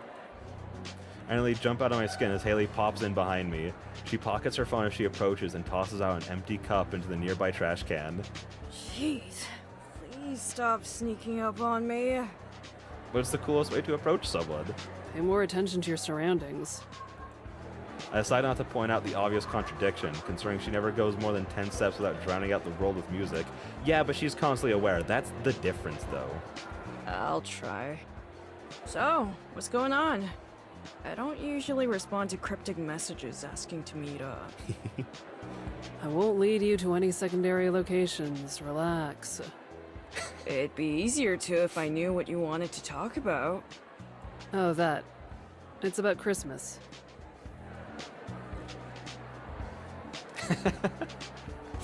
She pauses like I'm supposed to grasp some sort of meaning from that. I return her a look of blank confusion, earning a long sigh in response. Millie hosts Christmas at her house. Every single year for over 20 years, her and Caprice's families celebrate together.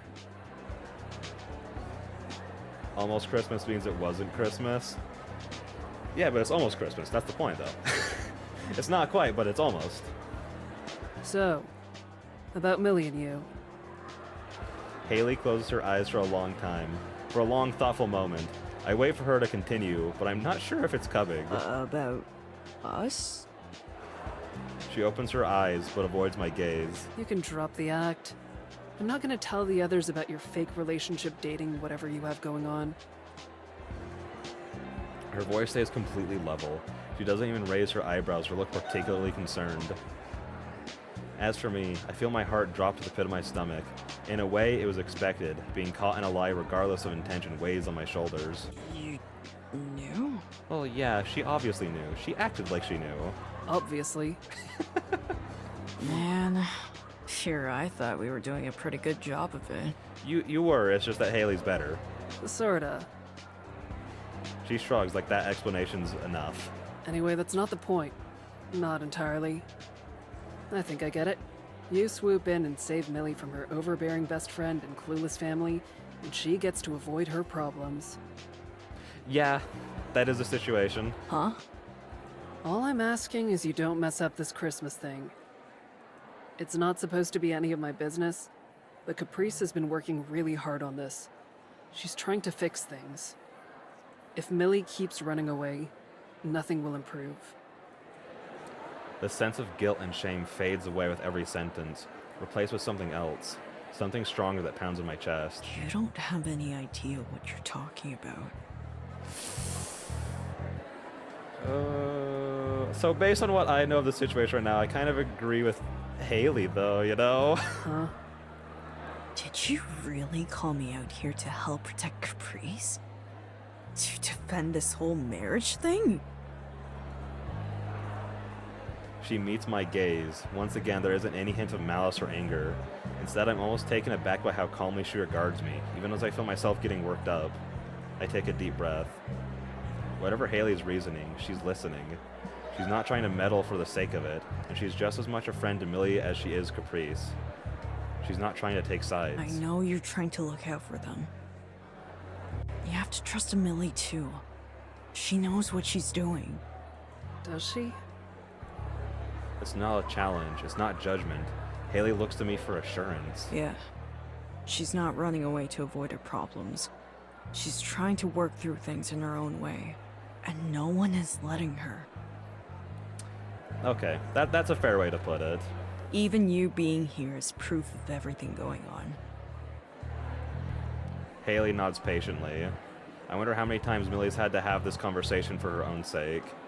It's something she's mentioned before, the constant asking to move on, the push to just try, the request to put up with things that are overwhelming in their own right.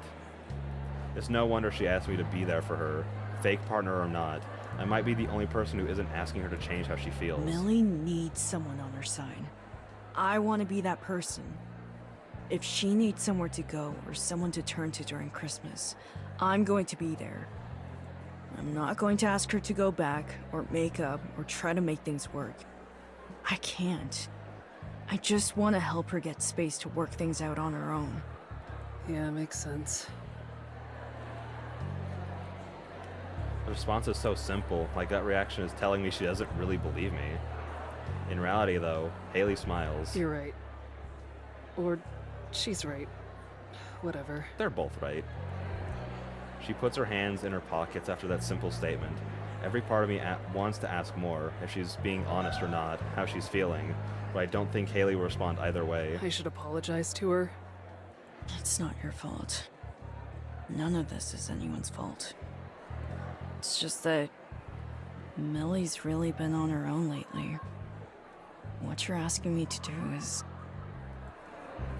A betrayal. Unthinkable. No, I get it. I hope you're doing the right thing. I hope so too. Well, things will probably work out then. Like you said, it's not anyone's fault. Everyone's doing their best. And it looks like things aren't as fake as I thought. She puts on her headphones. Conversation over, point made. A blush would rise to my face if it wasn't still coming down from the earlier defensiveness. See you. Yeah. See you. I respond to her as she's already leaving, the music playing from her headphones just loud enough to hear as she walks past. The plaza is getting busier by the moment. I feel myself getting a little lost in the crowd as I try to edge my way back out to the streets to get home. Just as I break through the noise, my phone rings, a now familiar icon front and center. Hey, Millie. Olive, hey! I didn't catch you at a bad time, did I? Nah. What's up? Well, it's about Christmas. Deja vu. This song, man. This song's just beautiful, and it gets you right in the feels. Millie speaks quietly into the phone as I make my way through the already dark streets, her voice keeping me company. She talks about how big of a tradition Christmas is, how Caprice and her mom will be there, and how it's usually the highlight of the year. Even if I just heard it all from Haley, it would feel rude to interrupt.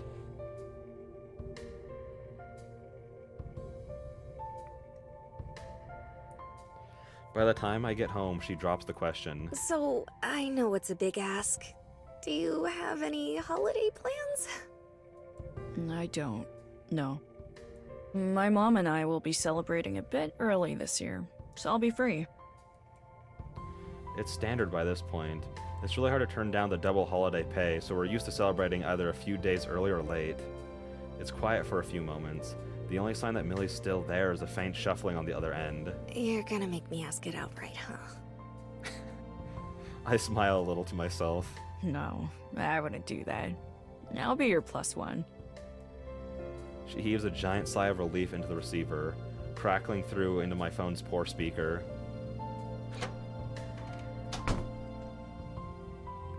My apartment is cold.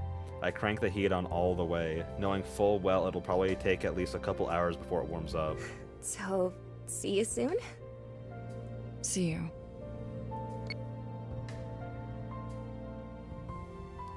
In the cold of my living room, I start mulling over Christmas gifts. Anything's a better distraction than thinking too much of the conversation with Haley. Fake relationship or not, I care about Millie, and the extent that I do is starting to feel undeniably real. I'll have to figure it out. Explodes them with my mind? What about this conversation made you want to explode anyone with your mind? What do you mean? I'll have to stamp down any hopes that she feels the same too.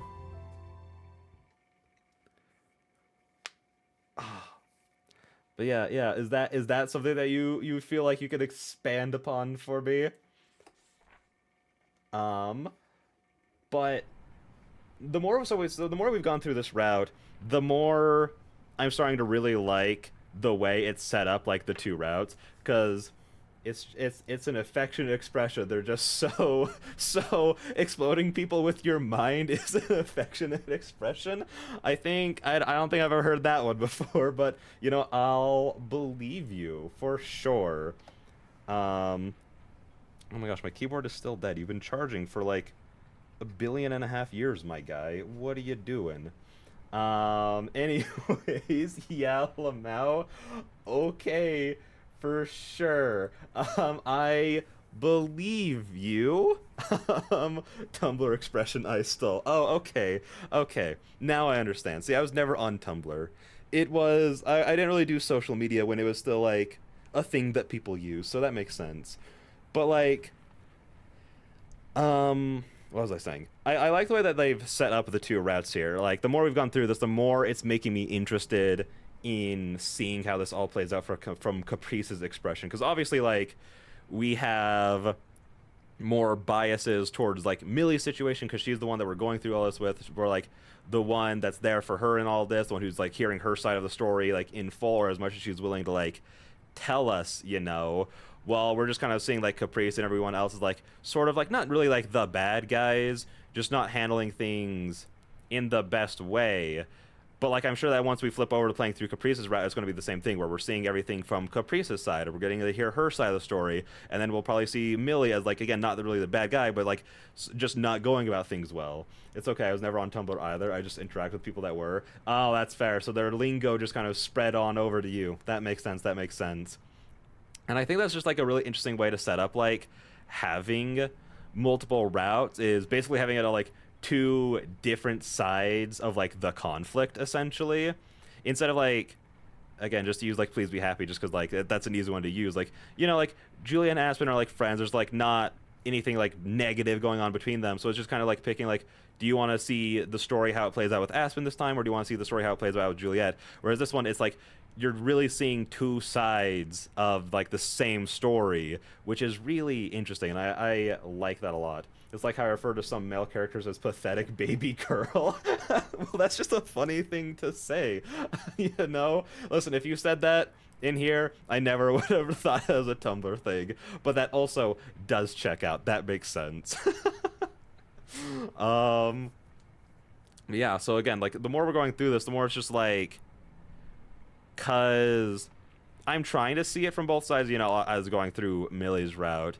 And so it's just making me want to like know Caprice's side of the story and how she's feeling about all of these things, because we kind of got a bit of that of like how she feels like Millie's the one always starting the fight, how she's just trying to be nice and yada yada yada. And I want to see how that plays out truly from her perspective, where we see it like her, like, is she trying to like be like nice, if that makes sense. Like, we're only seeing Caprice sort of through Millie's perspective, I guess, and the entire situation from that. So I want to see it and everything going on from Caprice's, to see like more of how Millie's like doing things in the wrong, essentially, because there's obviously like two sides of this conflict.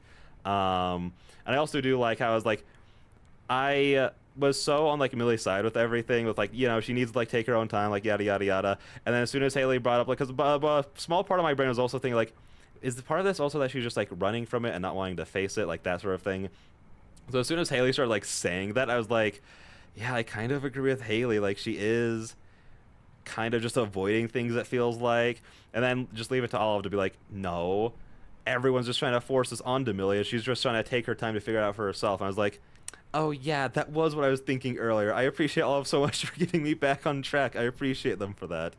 But yeah, no, this was all great. I feel like we made a lot of great progress today. We moved so far. I'm loving like the whole fake relationship aspect of this, because I don't necessarily hate slow burn romances, but I'm not really the biggest fan of like where it feels like, I guess, contrived that they're not together, because to an extent you want to just see like the characters eventually get together when it makes sense, and we're kind of getting a bit of both of that here, where it's like, yeah, like they had their kiss, we kind of like know that they're both like into each other, but they're still like not ready to admit it for, you know, their own personal reasons. But then they're still like, it didn't then, like, I was worried it was gonna like make things awkward for like a long portion of the story, and that was just gonna be like a huge drag from that point until they stopped being awkward. But they both like yeah, it was awkward for like a few minutes in reading time, but then they got around that so quickly and like got back to like being friends, so we can actually like, because like the biggest part of like romances for me is like seeing the characters interact and actually get to know each other, so then we feel like again, when like the characters get together, it feels like a big victory, you know? It feels like, yeah, that was the climax right there, we did it, we made it, woo, that kind of thing. So I'm glad that it's not like that we're still getting to see them interact, bounce off of each other, get to deepen the relationship, instead of it just being like a huge awkward stint for a while after they kiss and everything, because that is where my brain went to immediately. That's what I thought was going to happen. When it makes you want to explode them with your mind. Exactly, I so want to explode all of them with my mind, because I love all of them so much.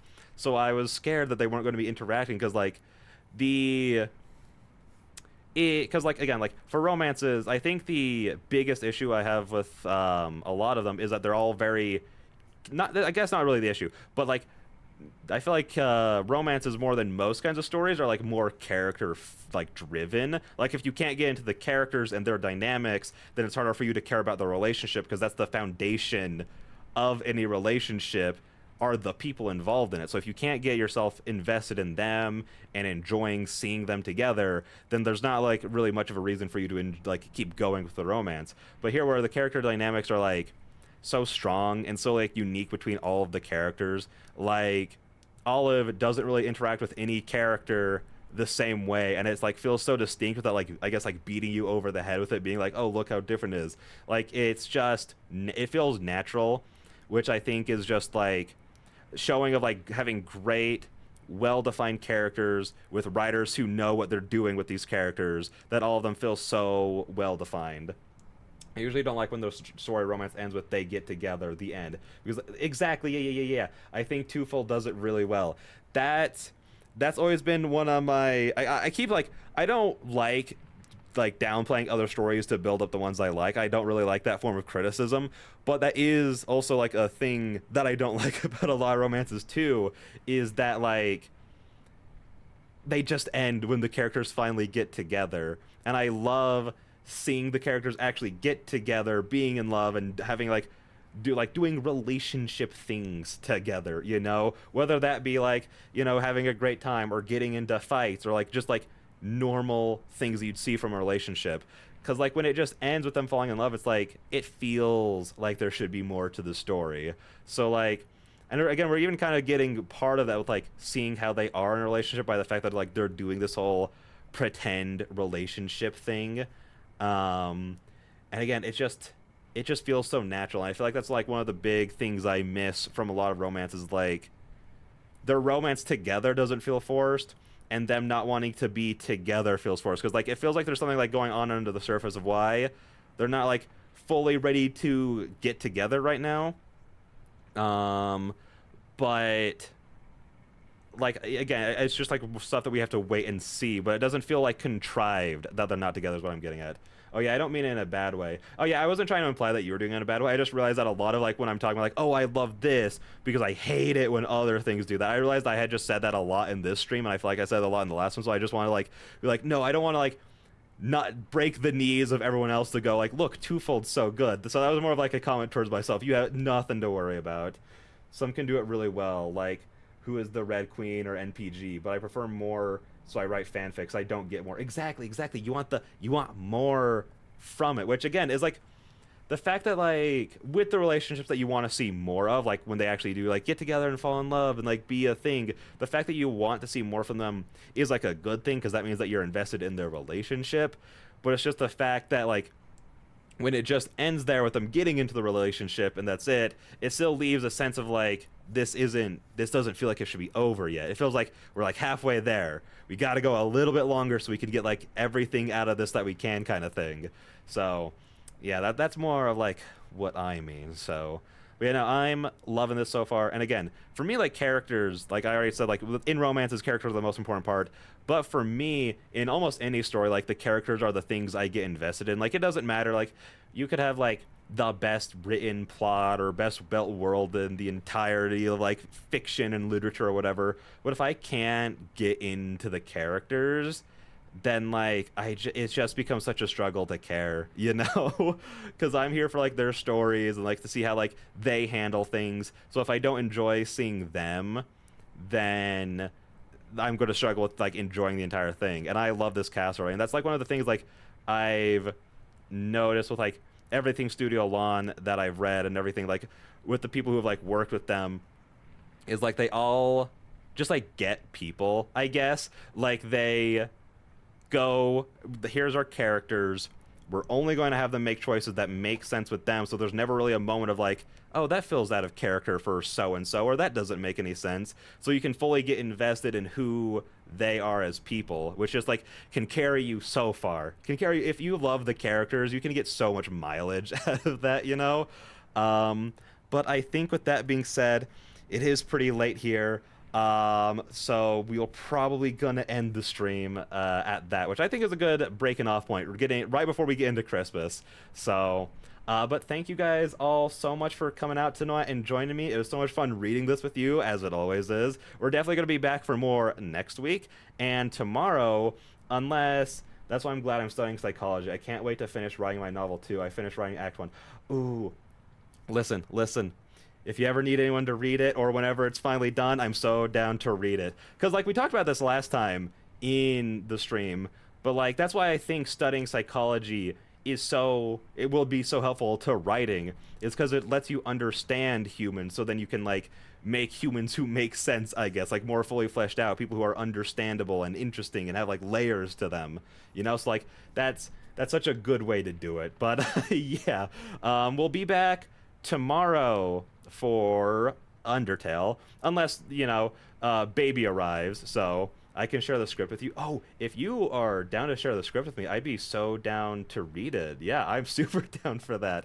I've been a beta reader before, and I love it. I love just seeing people, like, works in progresses, I guess. It's so fun just to see how, like, things change and evolve over time, you know? So I'd be super down with that.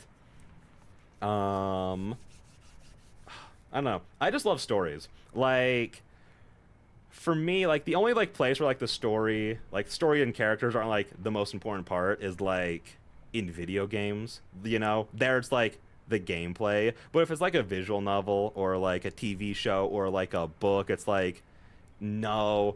If the story and the characters aren't good, then it's, like, it's not gonna work for me, you know? I can't watch it for anything else. Like, I love action, but, like, I tried, granted, this is so not this movie's fault. I was shown John Wick 4 with zero context of John Wick as a series, so I had no understanding of the story at all. So to me, it was just like action for like 2.5 hours, and I just could not get into it just because I could not get, like, because I just didn't care about anything that was going on. So yeah, the action scenes were great, but my eyes just kind of glazed over at a certain point. And again, that's so not the movie's fault. I'm sure it's a great movie on its own. I just hadn't seen the other movies to, like, understand it. I already got the pass on tastefulness, so more opinions would be great too. I'll send in a sec. Okay, thank you so much. Yeah, I'm so down for that. And if you don't want to share it on here, then we can share it somewhere else. It's just kind of like what's up to your preference. I'd rather do what you're most comfortable with, that kind of thing. Me watching Hunger Games 4 without watching the first 3. Yeah, exactly. It's like that. Like, you could probably sit there and be like, and I'm also saying this as someone who hasn't watched Hunger Games 4 since it literally came out. So, like, you know, opinions might be changed. But, like, you could be there and be like, yeah, I'm sure that this is good. Oh, I was going to DM on Discord. Okay. I just wanted to check, like, so then if you, like, to send it there. So then if you didn't want to send it here, yeah, just, like, let you know that any option's available. So that super works. But yeah, you're probably saying they're like, yeah, there's like good things about this, but it's just like hard to get into it when you've clearly missed 3 full movies of context build up. And so, like, whenever things are paying off, it's like, okay, sure, whatever you say. You know? But yeah, no, So like I just love storytelling. That's why I'm like, I don't know, why I'm such a big fan of visual novels, because like, and that why I also want to like be a writer, is because like, I don't know, stories like just affect people and like make them happy and feel things, and like, I don't know, I want to be able to do that too. So that's my plans, and that's why I like doing this and being able to share it all with everyone. But yeah, I was gonna try and raid somebody, but my keyboard's still not turning back on, so we're probably just gonna have to end it there. I don't know what's wrong with it. It's been charging for the full past 3 hours, so I don't get it. I don't know what's wrong with it. So yeah, we're not gonna stream anyone tonight, but that's fine. But yeah, no, we'll be back again for Undertale tomorrow, probably maybe a little bit earlier. Thankfully I don't work as late on Wednesdays. I mean on Thursdays. I work latest on Wednesdays, that's why we always have to start so late. Ooh, I'm excited. I'm excited to read it, and I'll let you know as soon as I do. But yeah, so tomorrow it might be a little bit sooner for Undertale, but that also just depends on how the baby goes. So, also, I remember this because I was talking about watching Hime streams earlier, but because they're the one who recommended this to me like forever ago. But I've been thinking about the next reaction stream at the end of the month, maybe doing Alien Stage, just because they recommended it to me, and they wrote The Head Well Lost and Without a Voice, so I super trust their opinions on stories and everything. So I'm like, yeah, no, it's probably gonna be awesome. So, and I really want to watch it, and so I had to look around a little bit, like, have other people reacted to this? Like, am I gonna get struck by like copyright? Granted, that hasn't stopped me in the past. Studio Alon things are the only things I can play without getting hit by copyright, so that's always rough. But yeah, it looks like people are like fine doing it. It doesn't like get their videos and everything taken down. So I'm thinking and playing around with that, being the reaction stream that we do this month, because I want to try and do a reaction stream once a month, just because I really enjoy it. I loved doing the epic streams and the Genshin one, but I also don't want to turn into a reaction streamer, so it'll just be like a once a month thing. You're not even an affiliate, don't worry, Lamau. Oh no, it's not even Twitch I'm worried about, it's YouTube. They're the ones I like pull up my YouTube studio and I just see copyright. You know what I mean? Again, I still don't have too much to worry about, especially since like with Undertale and Epic, like they're fine. They let me like keep the video and VODs up so that everyone could watch it. It's just more funny than that. But with Alien Stage, I had to make sure like this isn't getting people taken down, is it? Because some things are like that, which kind of sucks, but that's fine. Anyways, with that really long intro out of the way, I'll see all you beautiful people in the next one, and I hope everyone has a great rest of your night. Their night. Sorry, I was referring to multiple people there. Bye-bye.